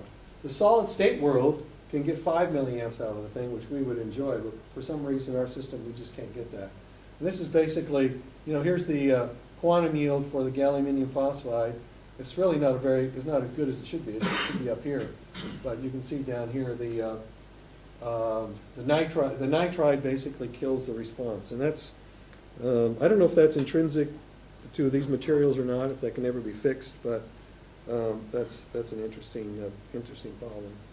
So again, that's the tandem cells. And just to show you, why silicon's an interesting one, if we look at the bottom cell here, that's, bottom cell here, we just go up the curve here, and if you can get a top cell around 2 eV, you can be in the 20% range. So this is, this is one of the reasons why we like putting something on silicon. We're going to have a smaller bottom cell if we want to get into the high efficiencies. But this is a good start. So some of the things that we can try. And here's that little cartoon about lattice matching. So we'd like to get more nitrogen in, and we wanted to do a lattice expander. I thought, it may show up, I've got a slide out of place, because I wanted to show you another corrosion curve, simply because they're mind-numbing kind of things. But just to show you what arsenic does. But the arsenic was really, really poor, very unstable. So we wanted to try and get more nitrogen in. Of course, the next thing you do is you find something else that's big that you can use a lattice expander, and that's indium. So you can lattice match with more than 2% nitrogen if you throw some indium in. And so, the higher efficiency that we're looking for requires a lower gap cell. And if we can do that, that'll get our band gap down. So we did some experiments with that. So here's an indium nitride phosphide, lattice matched to silicon. And you can see, here's that gallium phosphide, my famous water splitting solar cell after, many 24 hours. Yeah, but it's at a pretty bad condition, so it's gone. But under the same conditions, this material is stable. So we find this very intriguing. We'd like to see if we couldn't make it work. Oh, here it is. Okay. So let me explain corrosion plots, because this is very important in this field to understand corrosion and how you measure it. So what this is, here's voltage here. Okay, I've got this inverted. I'm sorry, corrosion science. So the vacuum level's down here. What can I say? Electrochemists do crazy things. But we did it this way because what we're doing here is we're oxidizing the semiconductor. So down here is hydrogen production. Okay, everything's stable down this direction. This is a log plot. All right, running from 10 to the minus 7 all the way up to 100 milliamps per square centimeter. And of course you can't have negative, log, so that's why this thing switches. So here's negative current, switches positive current. So this is corrosion. So this is looking at 2 epilayers on top of gallium phosphide. And so there are gallium phosphide substrates. So if you just look at the gallium phosphide substrate, it looks like this. So as you drive in more oxidation, so you're trying to dissolve it faster and faster, it comes up, this is the black line here, and then basically levels off. So this is basically as fast as it can corrode. So if you take a gallium arsenide phosphide nitride, okay, material, you do the same thing, the corrosion current is higher. All right, this is that green thing right here, until the epilayer dissolves away, and now it's basically the substrate, gallium phosphide. On the other hand, just the gallium phosphide nitride with not a lot of nitrogen in it, you can see it's almost more than an order of magnitude lower in current. All right, so you have to really push it hard. So you have to go this much further. So this area under this curve here, if you will, is the amount of the thin film. You slowly get the corrosion away, and then it goes back to the substrate. So this tells us very clearly that arsenic's not a good player in this game. So we basically avoid it, and we try and fix with the nitrogen and indium. So that's a very clear picture. Sorry about the corrosion, but I just couldn't resist. So here's a water splitting efficiency with this material. It's it's not all that good either. And for the same reason, these nitrogen doped materials, not nitrogen alloys, basically decrease the electronic properties. And so we're looking for some of you bright people to figure out nitrogen, how to make a good material, or at least how to compensate for the electronic property problems. All right. Well, we're still not done with nitrides. We like nitrides. Back to the gallium nitride material, looking around, and about that time, everybody started looking at these gallium-indium nitride systems for LEDs, and so that looks pretty good because you have, a wide band gap, a gallium nitride, 3.4 band gap for indium. There's a little controversy. You follow that sort of thing. 0.7. So you can give have a large band gap to tune the gaps. And so we've been looking at that. We looked at this some years ago. This is actually, and I should have sent you this guy's thesis. He's a physicist. He actually came in my lab and worked on this stuff. But he worked on the low indium concentration alloy concentrations and looked at them, and they turned out to be very stable, very interesting materials, but the band gaps are still too high. The lowest band gap he could get, at least at that time, was 2.7. But these materials, they look pretty good. They look pretty stable, and so we were very interested in seeing what people could do. And more recently, a group out of Berkeley has looked at these, and as have others. Okay, but you can see at about 50% indium into the gallium, now we're just below 2 eV, and that's my magic light-on point. I see a new semiconductor out there that may have good properties. It's a 3.5. This nitrogen issue is still out there, but that's where we'd like to be. So we immediately started taking a look at that, and we had some people at NREL. And now we make these by a very expensive technique, MBE. But nonetheless, it gives us an opportunity to look at them. And you can't see the colors very well, but these are different colors. I'll show you the band gaps here in a second. The XRD, these are materials that are known to have mixed phases because they want to phase separate.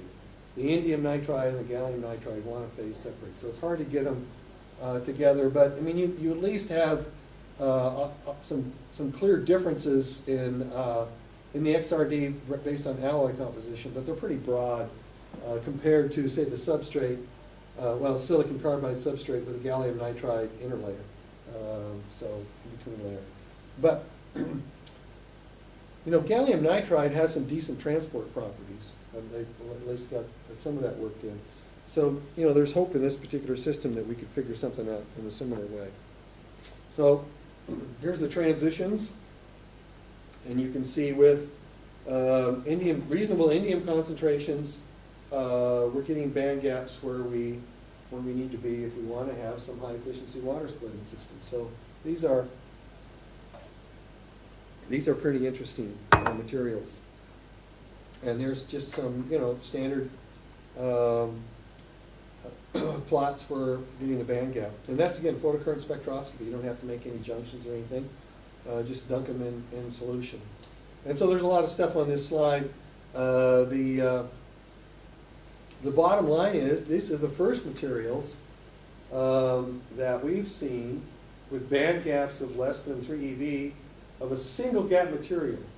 Single gap material that splits water. Now it's incredibly low. This is only a few 100 microamps still, but nonetheless, if we can get the electronic properties up, this looks very, very interesting because that would be a first. All the other single gap materials are over 3 eV, and so here we have some materials that operate in the visible and can split water. We haven't looked at the durability on these things yet, but we expect them to be pretty durable. Simply because the nitrides are. So this is a pretty exciting time. One of the issues, of course, in these things is the people who grow these, and this is one of the reasons why it's very important to work in a collaborative environment in these kind of systems with chemists, solid-state physicists, and the growers, because you need to understand what the growers can do and what they can't do. And you can see there's a lot of variability in this particular sample on this.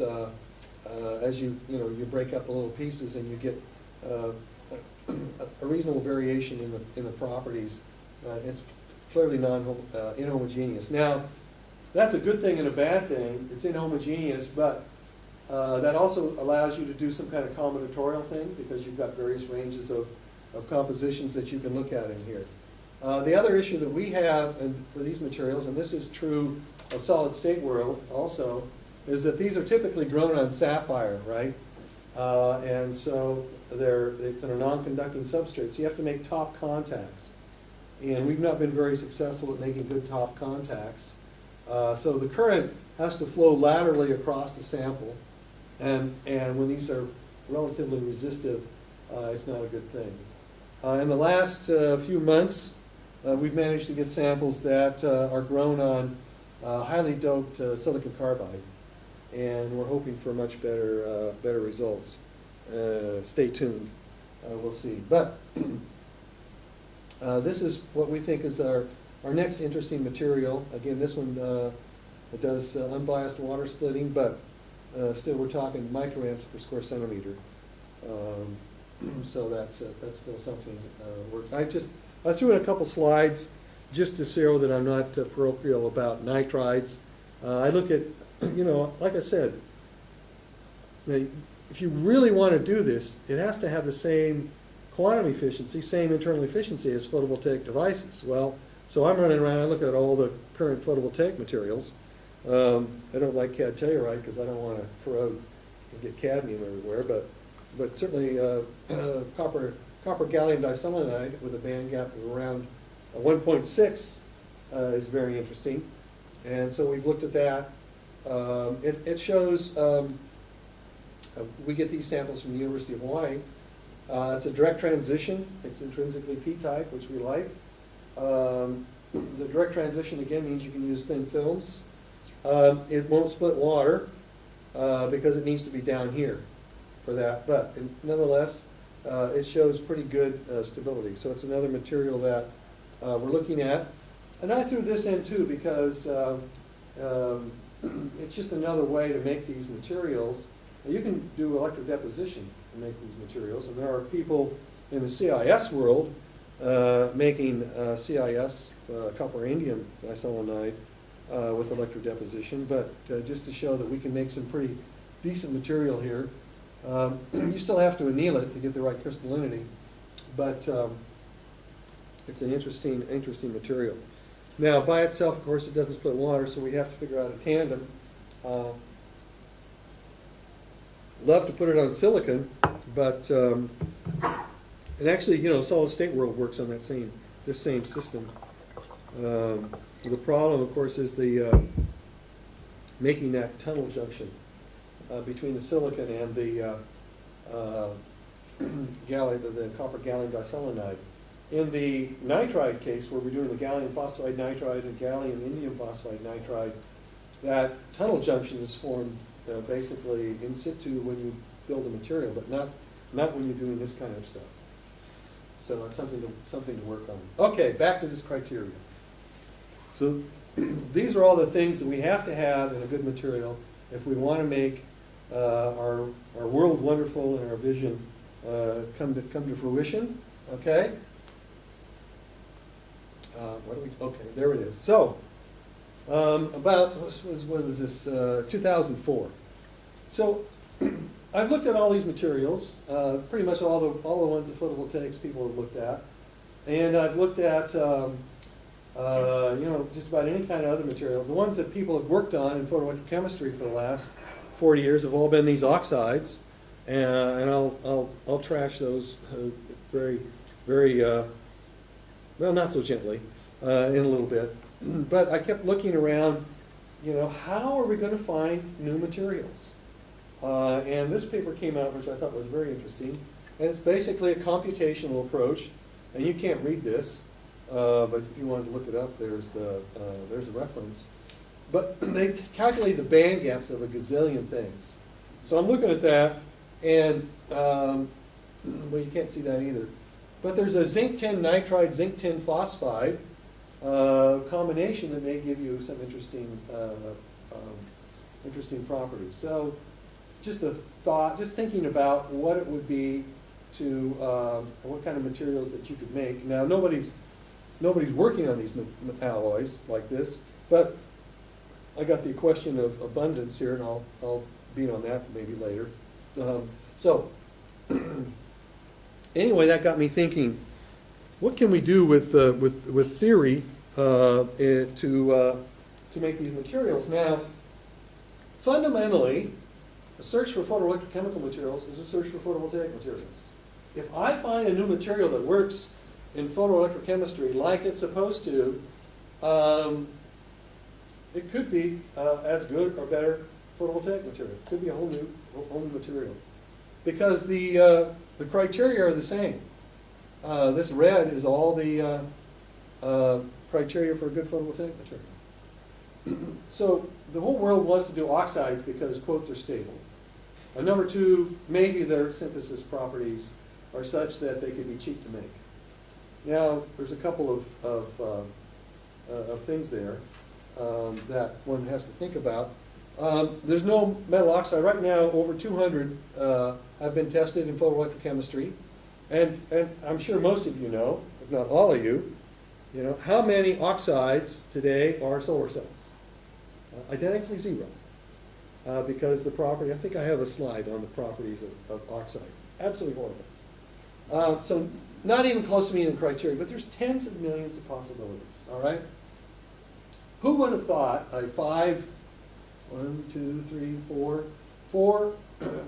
or five component copper oxide would be a high temperature superconductor? So there may be a material out there, if we can find it, that would give us the properties we're looking for, but it's clearly, if I look at this analog, it's going to be a multinary kind of material.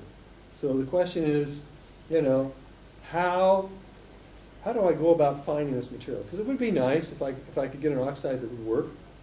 It may provide that stability I want, but I have to have the classic photovoltaic properties. So these are you have to start to understand these materials, and you got to go convince a solid-state physicist who works in this area to look at these things, because they think of them as transparent conductors or insulating layers or buffer layers or something like that. Never thought of them as solar cells. You take an iron oxide to a solid-state physicist and say, making a solar cell out of you, they're going to throw you out of your ear because it's horrible material. I'll get to that. So, here's the trash the iron oxide slide.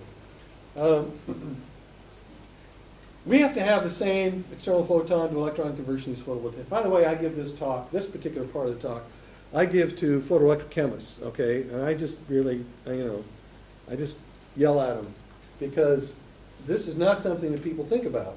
We have to cover land area, so we have to have good materials. Oxides are typically forbidden transitions, low absorption coefficients. If you have low absorption coefficients, you have to have thick material. But these oxides all have high recombination. I mean, talk about the two worst things.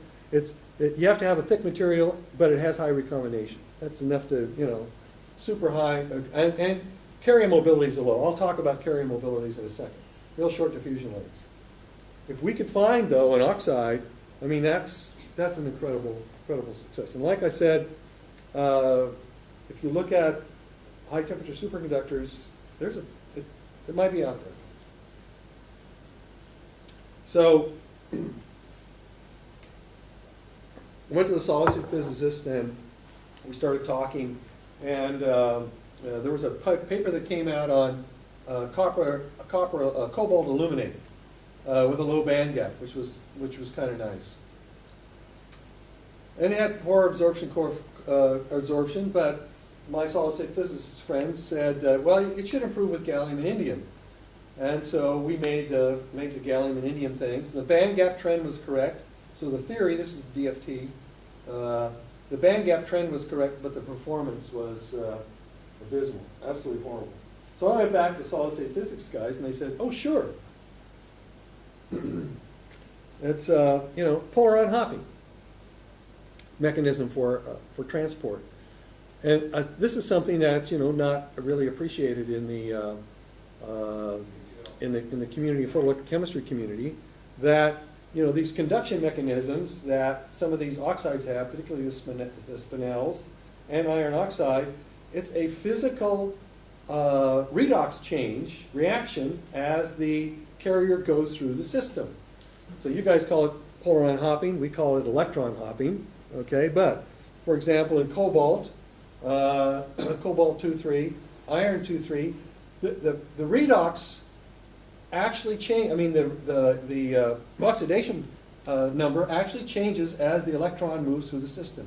Cobalt 2, cobalt 3, cobalt 2, and so same thing is true of iron oxide. Okay, you can imagine as that's going through the system, you're changing the oxidation state. That distorts the lattice, and so anytime you have polar unhopping mechanisms, it's really, really poor, huge effective mass in the parlance. And of course, if you increase A, that decreases, okay?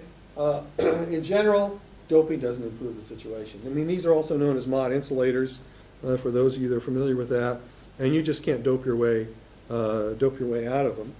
And this is one thing that solid-state physics can teach us electrochemists. It's interesting. I used to, think physicists, theoretical physicists, the guys who do all this theory stuff, they're nice guys. They're nice guys, nice ladies, whatever. They just sit in the office. They don't take up lab space. They sit at the computer, and they're nice to talk to at the coffee side, but useless, right? They can always tell you what you already know. And then if your experiment's wrong, and you redo the experiment right, they can also tell you why now it's right. So, but now they're my best friends. Because, now they're to the point where they can actually help talk about electronic structure of semiconductors, and that's what I need to know about. And they can do it. I'll give you some little predictions here in a little bit about how they work. But they can take a look at this, okay, for those of you that do these kinds of things, crazy spaghetti drawings, okay? So this is the valence band, conduction band. These are atomic orbitals that make up those bands. And you can look at this and they say, well, these are flat. That means the electrons, what are called highly correlated. They're stuck in the lattice. They don't want to move. So this material, you just look at that and you throw it away. But there's been 40 years of research on that. It still goes on today. Matter of fact, the EU is funding a huge program in iron oxide. Anyway. You can improve it by squeezing the lattice, okay? So you can add something like aluminum down here, and indeed, experiments have been done where if you add aluminum into the iron oxide, you get an improved material. But the only way to get those things close enough, that means you have to get the lattices close enough so that you now have a band instead of the hopping. Well, you can do that at 50 gigapascal. So, if you happen to be a Jehovian and you're working in semiconductors, on Jupiter you might be able to reach that pressure, and you can use iron oxide as your semiconductor. Pretty cool. All right, enough trashing for that. We'll trash some more later. So these are the highly studied metal oxides. None of them make a good semiconductor. But there's thousands of papers out there on them. I hate to be so negative, but if I'm not, nobody gets the point. Because, I published this result on water splitting over 10 years ago, and people still don't get it. So I've stopped being nice, and now I'm militant. And they still invite me to conferences. Anyway, so these are all the oxides that are highly studied iron oxide. But you can see here's this band diagram, and the reason for this is that oxygen 2p level is a very, very positive level, and so you have to have a huge band gap, strontium titanate here, 3.7 eV, in order to straddle the hydrogen and oxygen reactions. Here's a potassium tenylate, but nothing else works, so it's all S2P. So, going to trash, it's just into trashing things today, most of the time anyway. There's a lot of effort these days in this field to try and do combinatorial synthesis. For some reason that, what you want to do is you essentially wander your way aimlessly through phase space to see if you can be lucky and find something. And that's essentially saying you're clueless. No idea where I'm going to find this material, no idea what the composition. I'm going to cut down every tree in the forest till I find that one I like. I think that's just crazy. You'll never do it. You've got millions of possibilities, and, well, there's a whole bunch of other things. So, theorists are now my best friends because they've now developed this inverse band structure calculations, which you can do with DFT. And they're getting to the point where if you tell them the properties you're looking for, they can come back with a composition. Now, they have to have a starting point. I'll talk to you a little bit about that in a second. But this is what you need. You need to get rid of a whole set of materials and not make them, because some of these materials are really hard to make. People talk about using the mid-row transition elements because they're abundant and whatnot. They're basically rocks. And they think, boy, that would be wonderful if we could make a semiconductor out of rocks. Well, but you think about it, some rocks require really high temperatures, and some rocks require really high pressures. And, just because the material's cheap doesn't mean the manufacturer's cheap. So you'd like to go through and find the right materials, because you can spend a lot of time trying to make a material, it's not going to work. So what you want the theorists to basically understand your requirements, and which is basically photovoltaic requirements, and give you back some materials that would be useful. So there's a lot of things that can go on in this, and they do band structure calculations. Now, for those of you that know DFT, you'll know it doesn't get the band gap right. And so a lot of people dismiss it because, well, it doesn't get the band gap right. Doesn't matter. What you want is trends. If you just get a trend of a set of materials set, and you know what the band gap is at 1, you can kind of figure out what the other ones are actually going to be. And they're getting pretty good with these GW corrections and these other kinds of corrections, and they get close to the band gap. So that's been what people have said, we need to ignore this because that's what the problem is. So anyway, some sophisticated DFT calculations. So we've got a group of theorists and people who synthesize and characterize, and that's what we're hoping to do and move forward.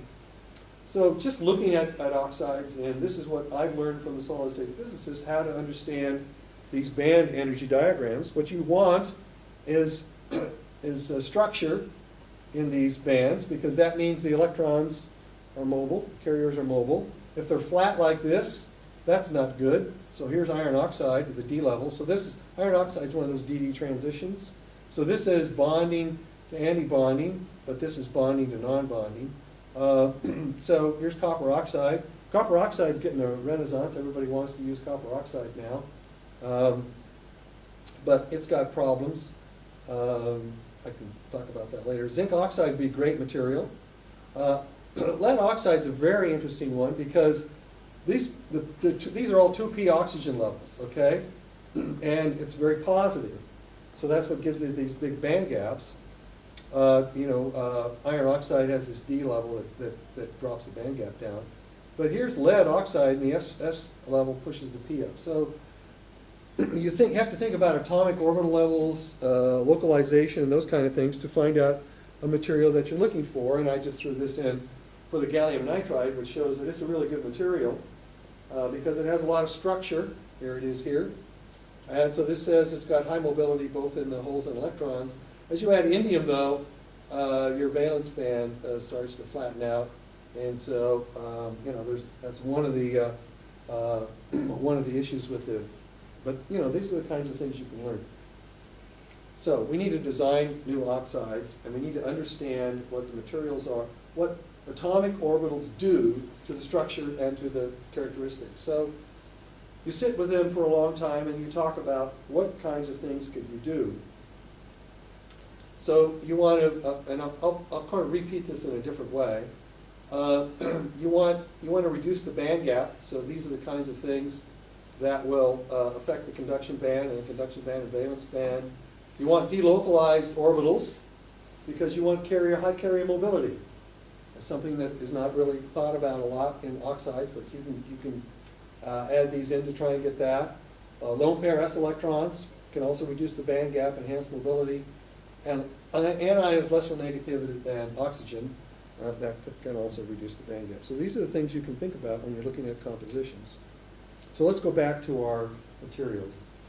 So since this field started, which was in 1972, Fukushima and Honda put together a titanium dioxide system and split water with it, and that got all the excitement going.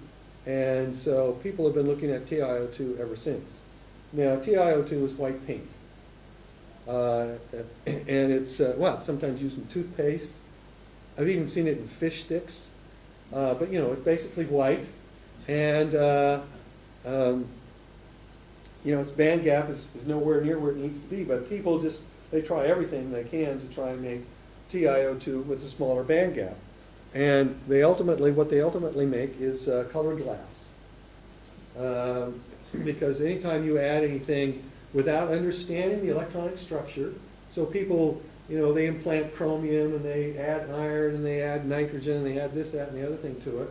But without understanding the electronic structure and what these elements do to the electronic structure, you basically end up with the worst material. Now, it absorbs into visible.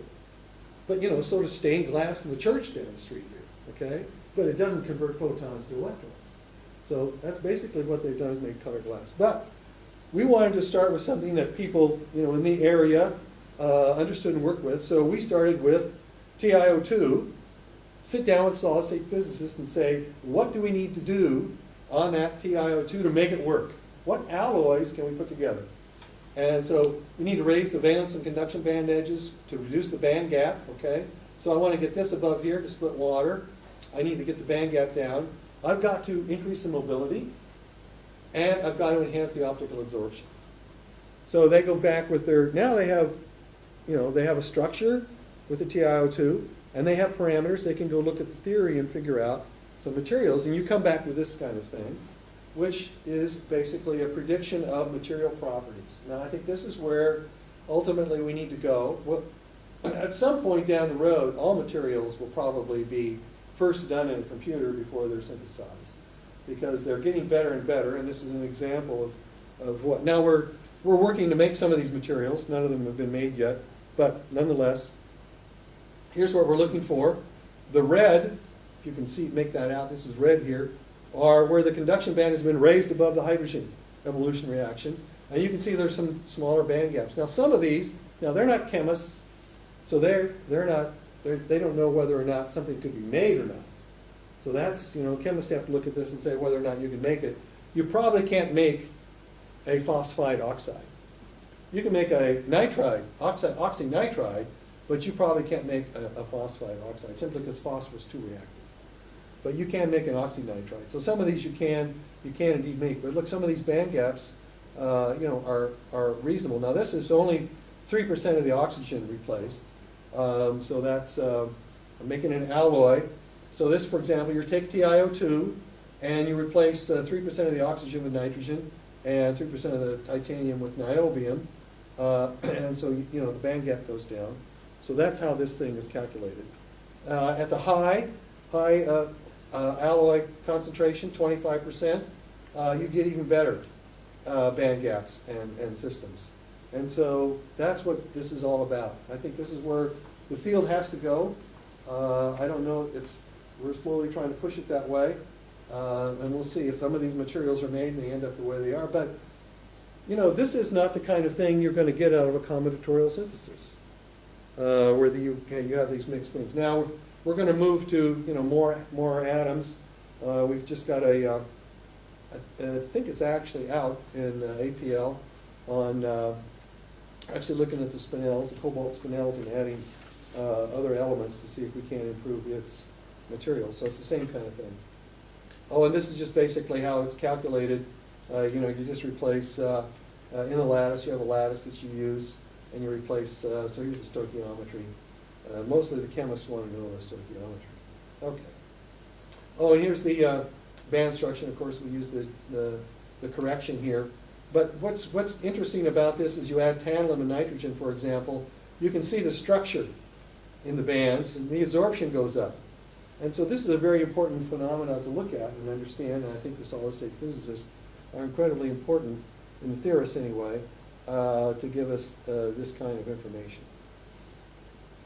Okay, back to this sort of thing. I want to talk a little bit about some energetics here. I talk about how we can move the conduction and valence band edges with respect to vacuum merely by the surface chemistry. And that's what happens here at the surface. So if you add negative charges, this surface moves negative. You add positive charges, it moves positive. So if you have a system like this, and you could fix positive charges on the surface, okay, you could move it to where it could split water. And so we did some little experiments to show that was possible. I just wanted to mention this because this is something that you wouldn't find in the solid state world, that these band edges move the way they do and can be controlled. And so you can control them by changing the charge at the surface, and this is basically adding a positive charge. So here's the Matsaki plot for gallium arsenide. You add a positive charge, and you move the whole thing positive by, well, 0.3 of a volt. So that just shows that you can work it. All right, so let me trash one more thing in my area. Nowadays, nano is all the rage. Nano this, nano that. Matter of fact, you know, the big money maker in the U.S., you know, you have the buzzwords, is abundant nano catalyst for energy conversion. That's worth $300,000 right there. You have abundant, you have nano, and you have energy. So, but, okay, nano doesn't fix everything, and that's the point of this particular slide, is to make a comment that unless nanostructure fixes a particular electronic limitation of the material, it's of no value. I think ultimately what we'd like is solid thin films, like what we have with cadmium telluride and copper anhydride. If we have to nanostructure, it's going to have to be something very specific that we fix. I mean, if you have one of these polaron hopping mechanism things, you can imagine, you know, you've got the hole comes out really easy. People say, well, if I nanostructure, I can get one of the carriers out really fast because it has a really short distance to go. But if it's iron oxide, okay, so you get the hole out, but now that electron has to hop around for like weeks in order to get out through a structure like this. If we have to nanostructure, there's one advantage that photoelectrochemists have, and that we can make a conformal junction. We can make a solar cell out of that because the water or the liquid, whatever we use, basically forms the whole thing. And so, if it's necessary, we could have done it. Just nano. People just say we're going to nano iron oxide or nano this, and we're going to make it work. You know, they don't understand the electronic properties and what it does to the system. So just be aware. And then someone asked me about abundance, and I always get asked because I was giving this talk once, and one of my colleagues says, "Well, gallium, good grief, there's plenty of gallium around here. You're never going to move it, so they'd never be able to use it." Well, there's more gallium in the world than there's lead, okay? And nobody seems to be concerned about the lead-acid battery in the car not being able to get one. The issue is, there's just not a big demand for gallium. But that just brought up the whole point of abundance. And, oh yeah, there's lots of gallium in Arkansas. It's also in coal ash. Gallium has one of the highest liquid ranges of any material. It's liquid, at 40 C or almost liquid in your hand, and it boils at almost 3,000. So, in a coal plant, because there's lots of it in coal, it doesn't vaporize like mercury does. So you end up with a lot of coal ash with gallium. Anyway, interesting thing. So I'm going to make 2 comments here about abundance. All right. The question is where to draw the line. Abundance is not a guidepost to success. We need materials that work. Now, you look at this, okay? The rare earth elements aren't all that rare, okay? Here's your tellurium, that's the cadmium everybody's worried about. Here's your platinum and palladium right down here, the rarest. So one example I give is of a large-scale use of platinum and palladium, and you're all very familiar with it, is catalytic converters. We all have platinum and palladium in our catalytic converter, and there's over 600 million cars on the road today with catalytic converters. Now, when the catalytic converter was first announced, everybody says, well, there's not enough platinum in the world. to make a number of cars. In 2007, we made, worldwide, human society made 60 million cars in 1 year. It's 2 cars a second. Every one of those cars had platinum or palladium in it and a catalytic converter. It's not abundance, it's scalability, okay? We're looking for something that works and is scalable. Another example, and you're probably the last generation I can give this example to. Before we had digital cameras, CCD things, and inkjet printers, we had this stuff called photographic film. Your parents probably have some on the wall, and you know, a shoebox full of them in the basement. That photographic film, okay, the photoactive layer was silver halide. And you look here, silver has about the same abundance as indium.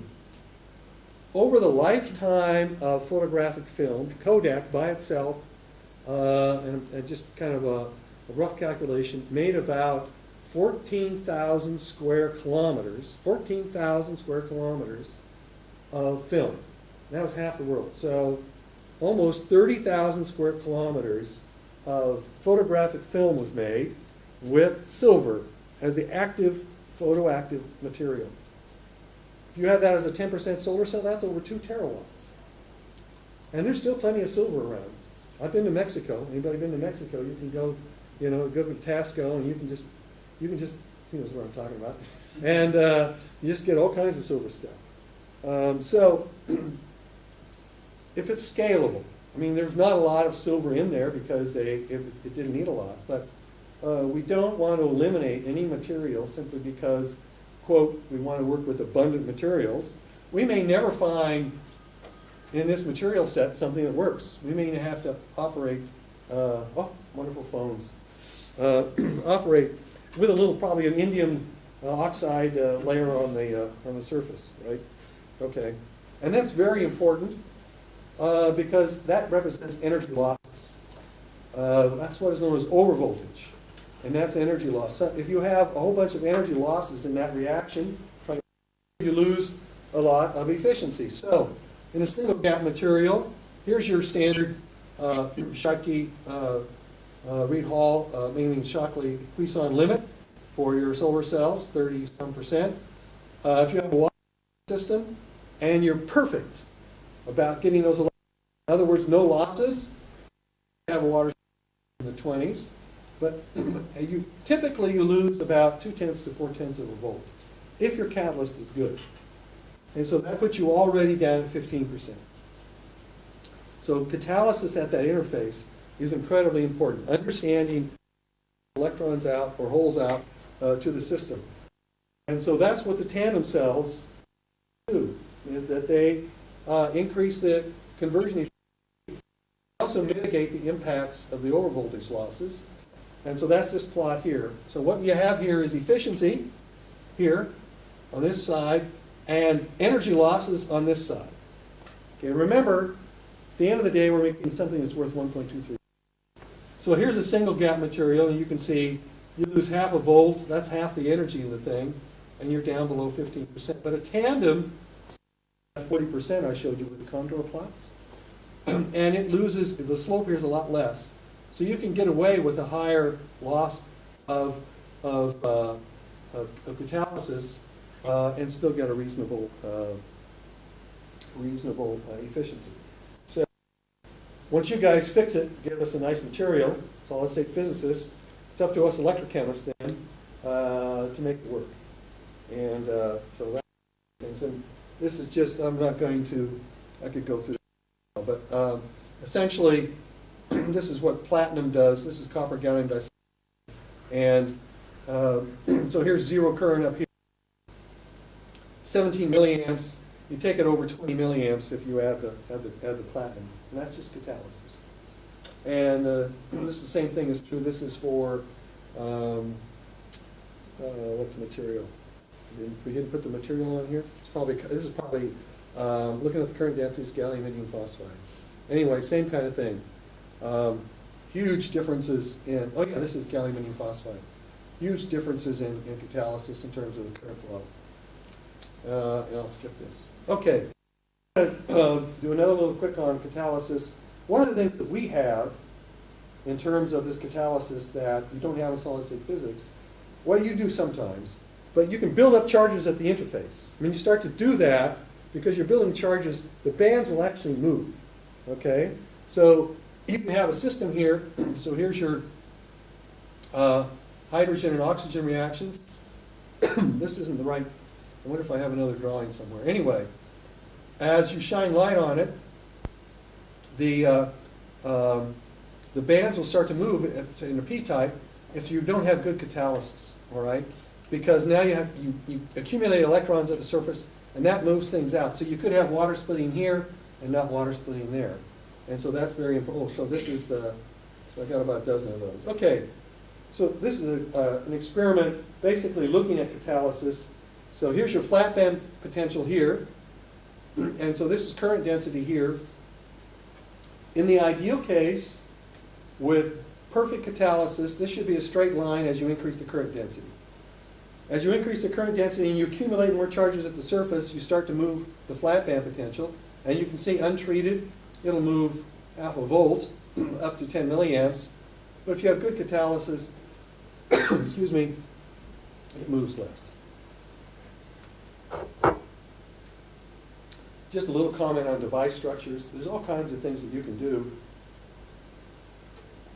to help mitigate some of the material limitations and utilize some interesting properties. We can do buried junctions, okay? So if you could coat a nice transparent oxide or something on the surface that would give you stability, you could use some different kinds of regular semiconductor systems, maybe even some of this, some silicon systems. This here is a light concentrator system using the index of refraction of light. If you take a clear piece of plastic pipe, pour water in it, shine light on it, you'll get a narrow band of light as it concentrates the light simply because of the index of refraction of water. My last slide. This is what we call the hydrogen production lament. If it's cheap, it'll be inefficient. If it's efficient, it'll be expensive. If it's cheap and efficient, it will be unstable. If it's cheap, efficient, and unstable, then just before you collect your first royalty, somebody will invent something better than hydrogen, or you'll die. In which case, in heaven, hydrogen will be a poisonous, useless substance, or more likely, in hell, hydrogen will be unstable under ambient conditions. So that's where we are in photoelectrochemistry, and thank you for your attention and all that good stuff, and I'd be happy to answer any questions. That's the day. So.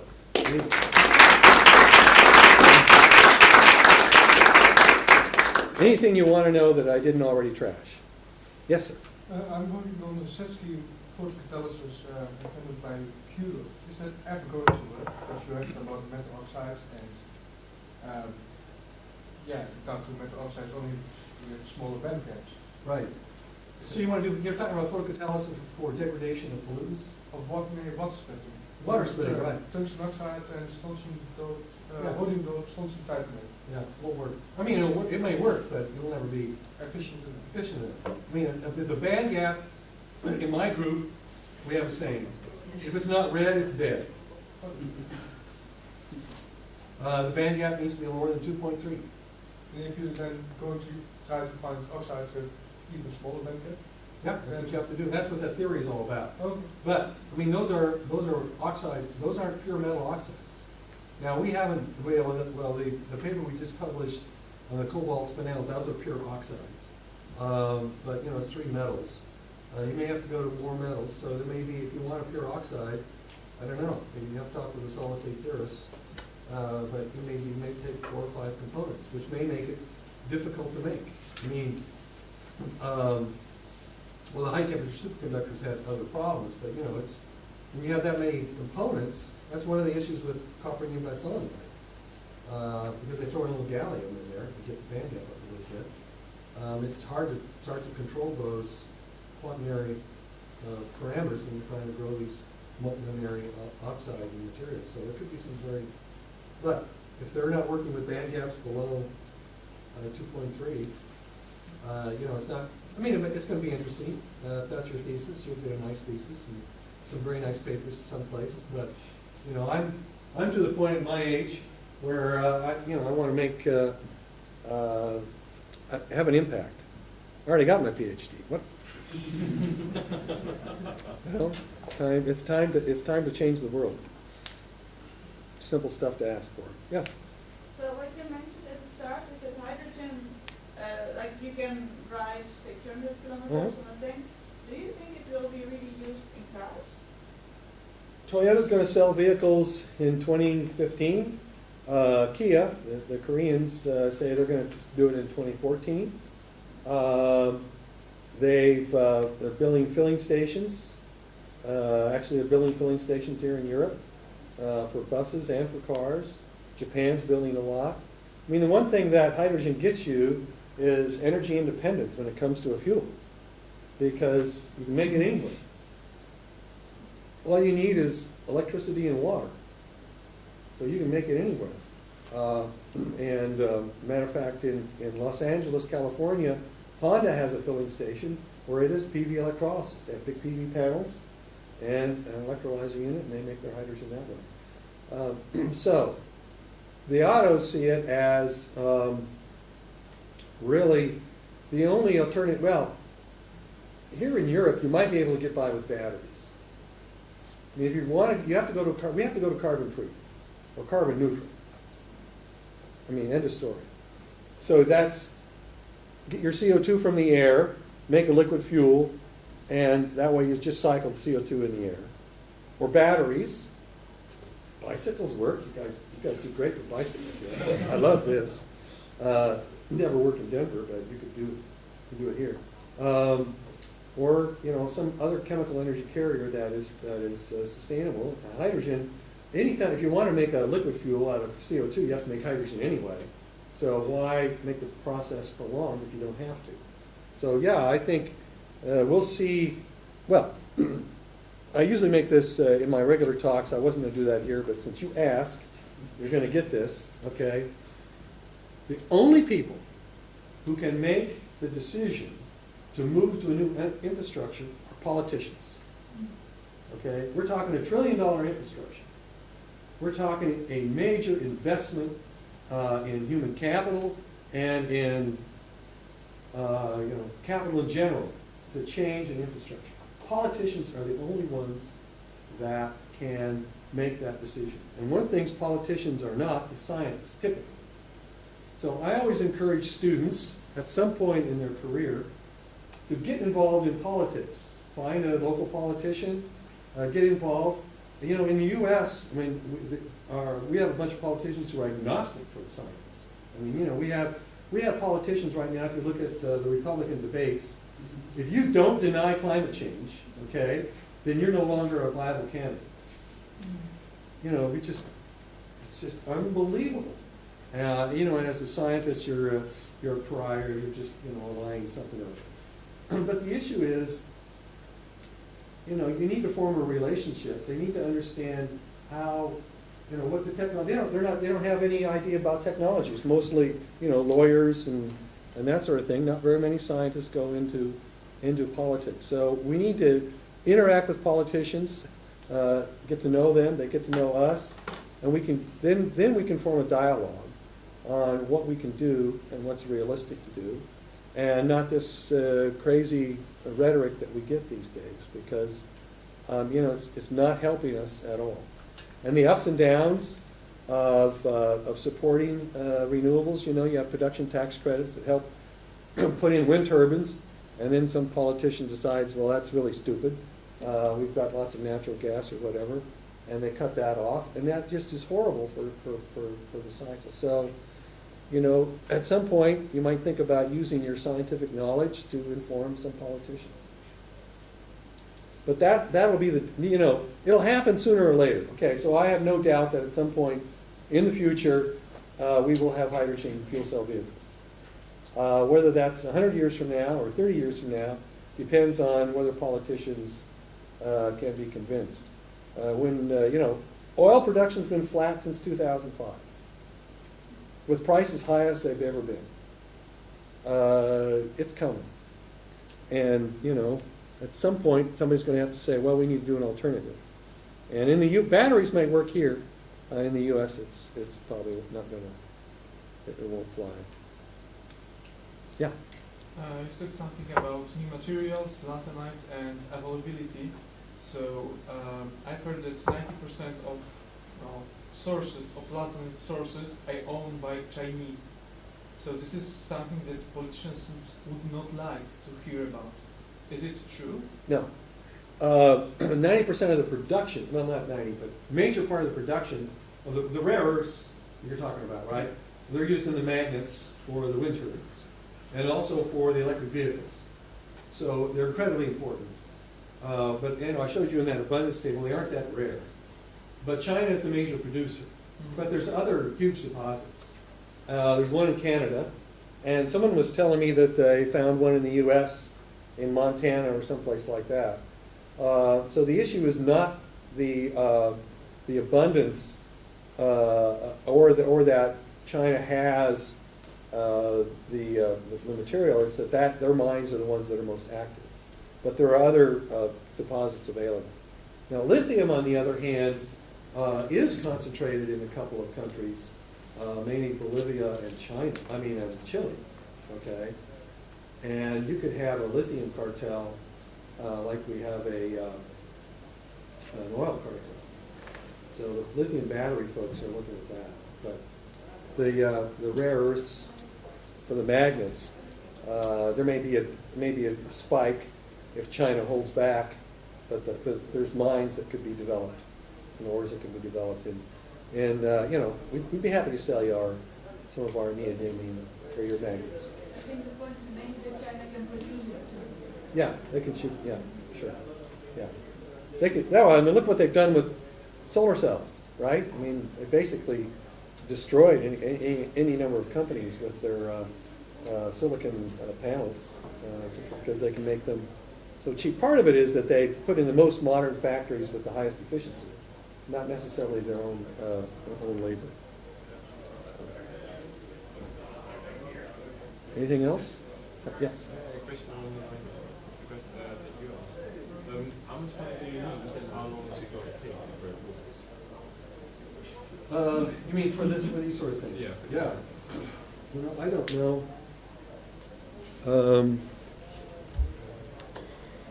Let me see. I don't know if I have the answer to your question. Oh, in this. Yes, I do. Okay. So this is a famous En-ROAD graph. Anybody that's in solid-state physics, if you don't have this in your portfolio, you have to. Because this is, you know, the historical photovoltaics. And you can see, okay, they all start up in around the 80s, okay, and slowly rise up. And they're basically leveling out. Gretzel's got one here that started out, but his has been basically solid for a long time. The organic PVs are starting up slowly but surely. But look at this gap here where there's nothing. Okay, everybody worked on the materials. Well, what happens in the United States is typically happens in the world. This is the funding profile, okay, from 1978 to 2008 in constant $2006, $2008, okay? Notice 1978, 1980, 1982, the U.S. spent almost $1 billion a year in solar conversion technologies, okay? And that's where the thing really took off. And since then, it's only been basically flat and level. So I would say to you, we need investments. If we want to make this happen, we need investments in, you know, in the $1 billion range per year. Well, that from a matter of fact, for technologies and photovoltaics and other things, if you want new PV material, because, you know, right now silicon's the only one that's scalable to 20 terawatts. Can't tell you, I probably won't get there in the company in the summer. So that's a huge amount of money that was spent. It made a big difference. It's not cheap. Like I said, this is $1 trillion infrastructure. If you're not willing to put out a reasonable amount. So, yeah, I didn't put this in there because, it's, but anyway, that's sort of an answer to your question. Yep. Yes? Well, I don't want to make you lament anymore. Oh! But from the perspective of developing this source of sustainable energy, what are the options if you just cannot make this material, or you cannot make it fast enough? Well, it's PV electrolysis, ultimately. Well, first it's wind electrolysis. Wind electrolysis will give you hydrogen around, in large scale, maybe $3 to $4 a kilogram. And if you can get the photovoltaic panels down, you could get, close to 5, and that would do it. It'd be okay. No, that's the one thing that I like to point out with that all those pathways to hydrogen, is that if one doesn't work, there are others. I mean, it's a robust pathway to a hydrogen economy. You guys are going to have to figure out which one you're going to use. I'll be driving my big SUV for a while. Actually, I drive a smart car, believe it or not. It's, you can imagine in Denver there's none, maybe 1 or 2, and I get, and then I get the joke, well, you're going to end up a hood ornament, and some big SUV. Okay, great, thanks you all. Appreciate this, and for putting up with, my first time, so it's been great. Thanks.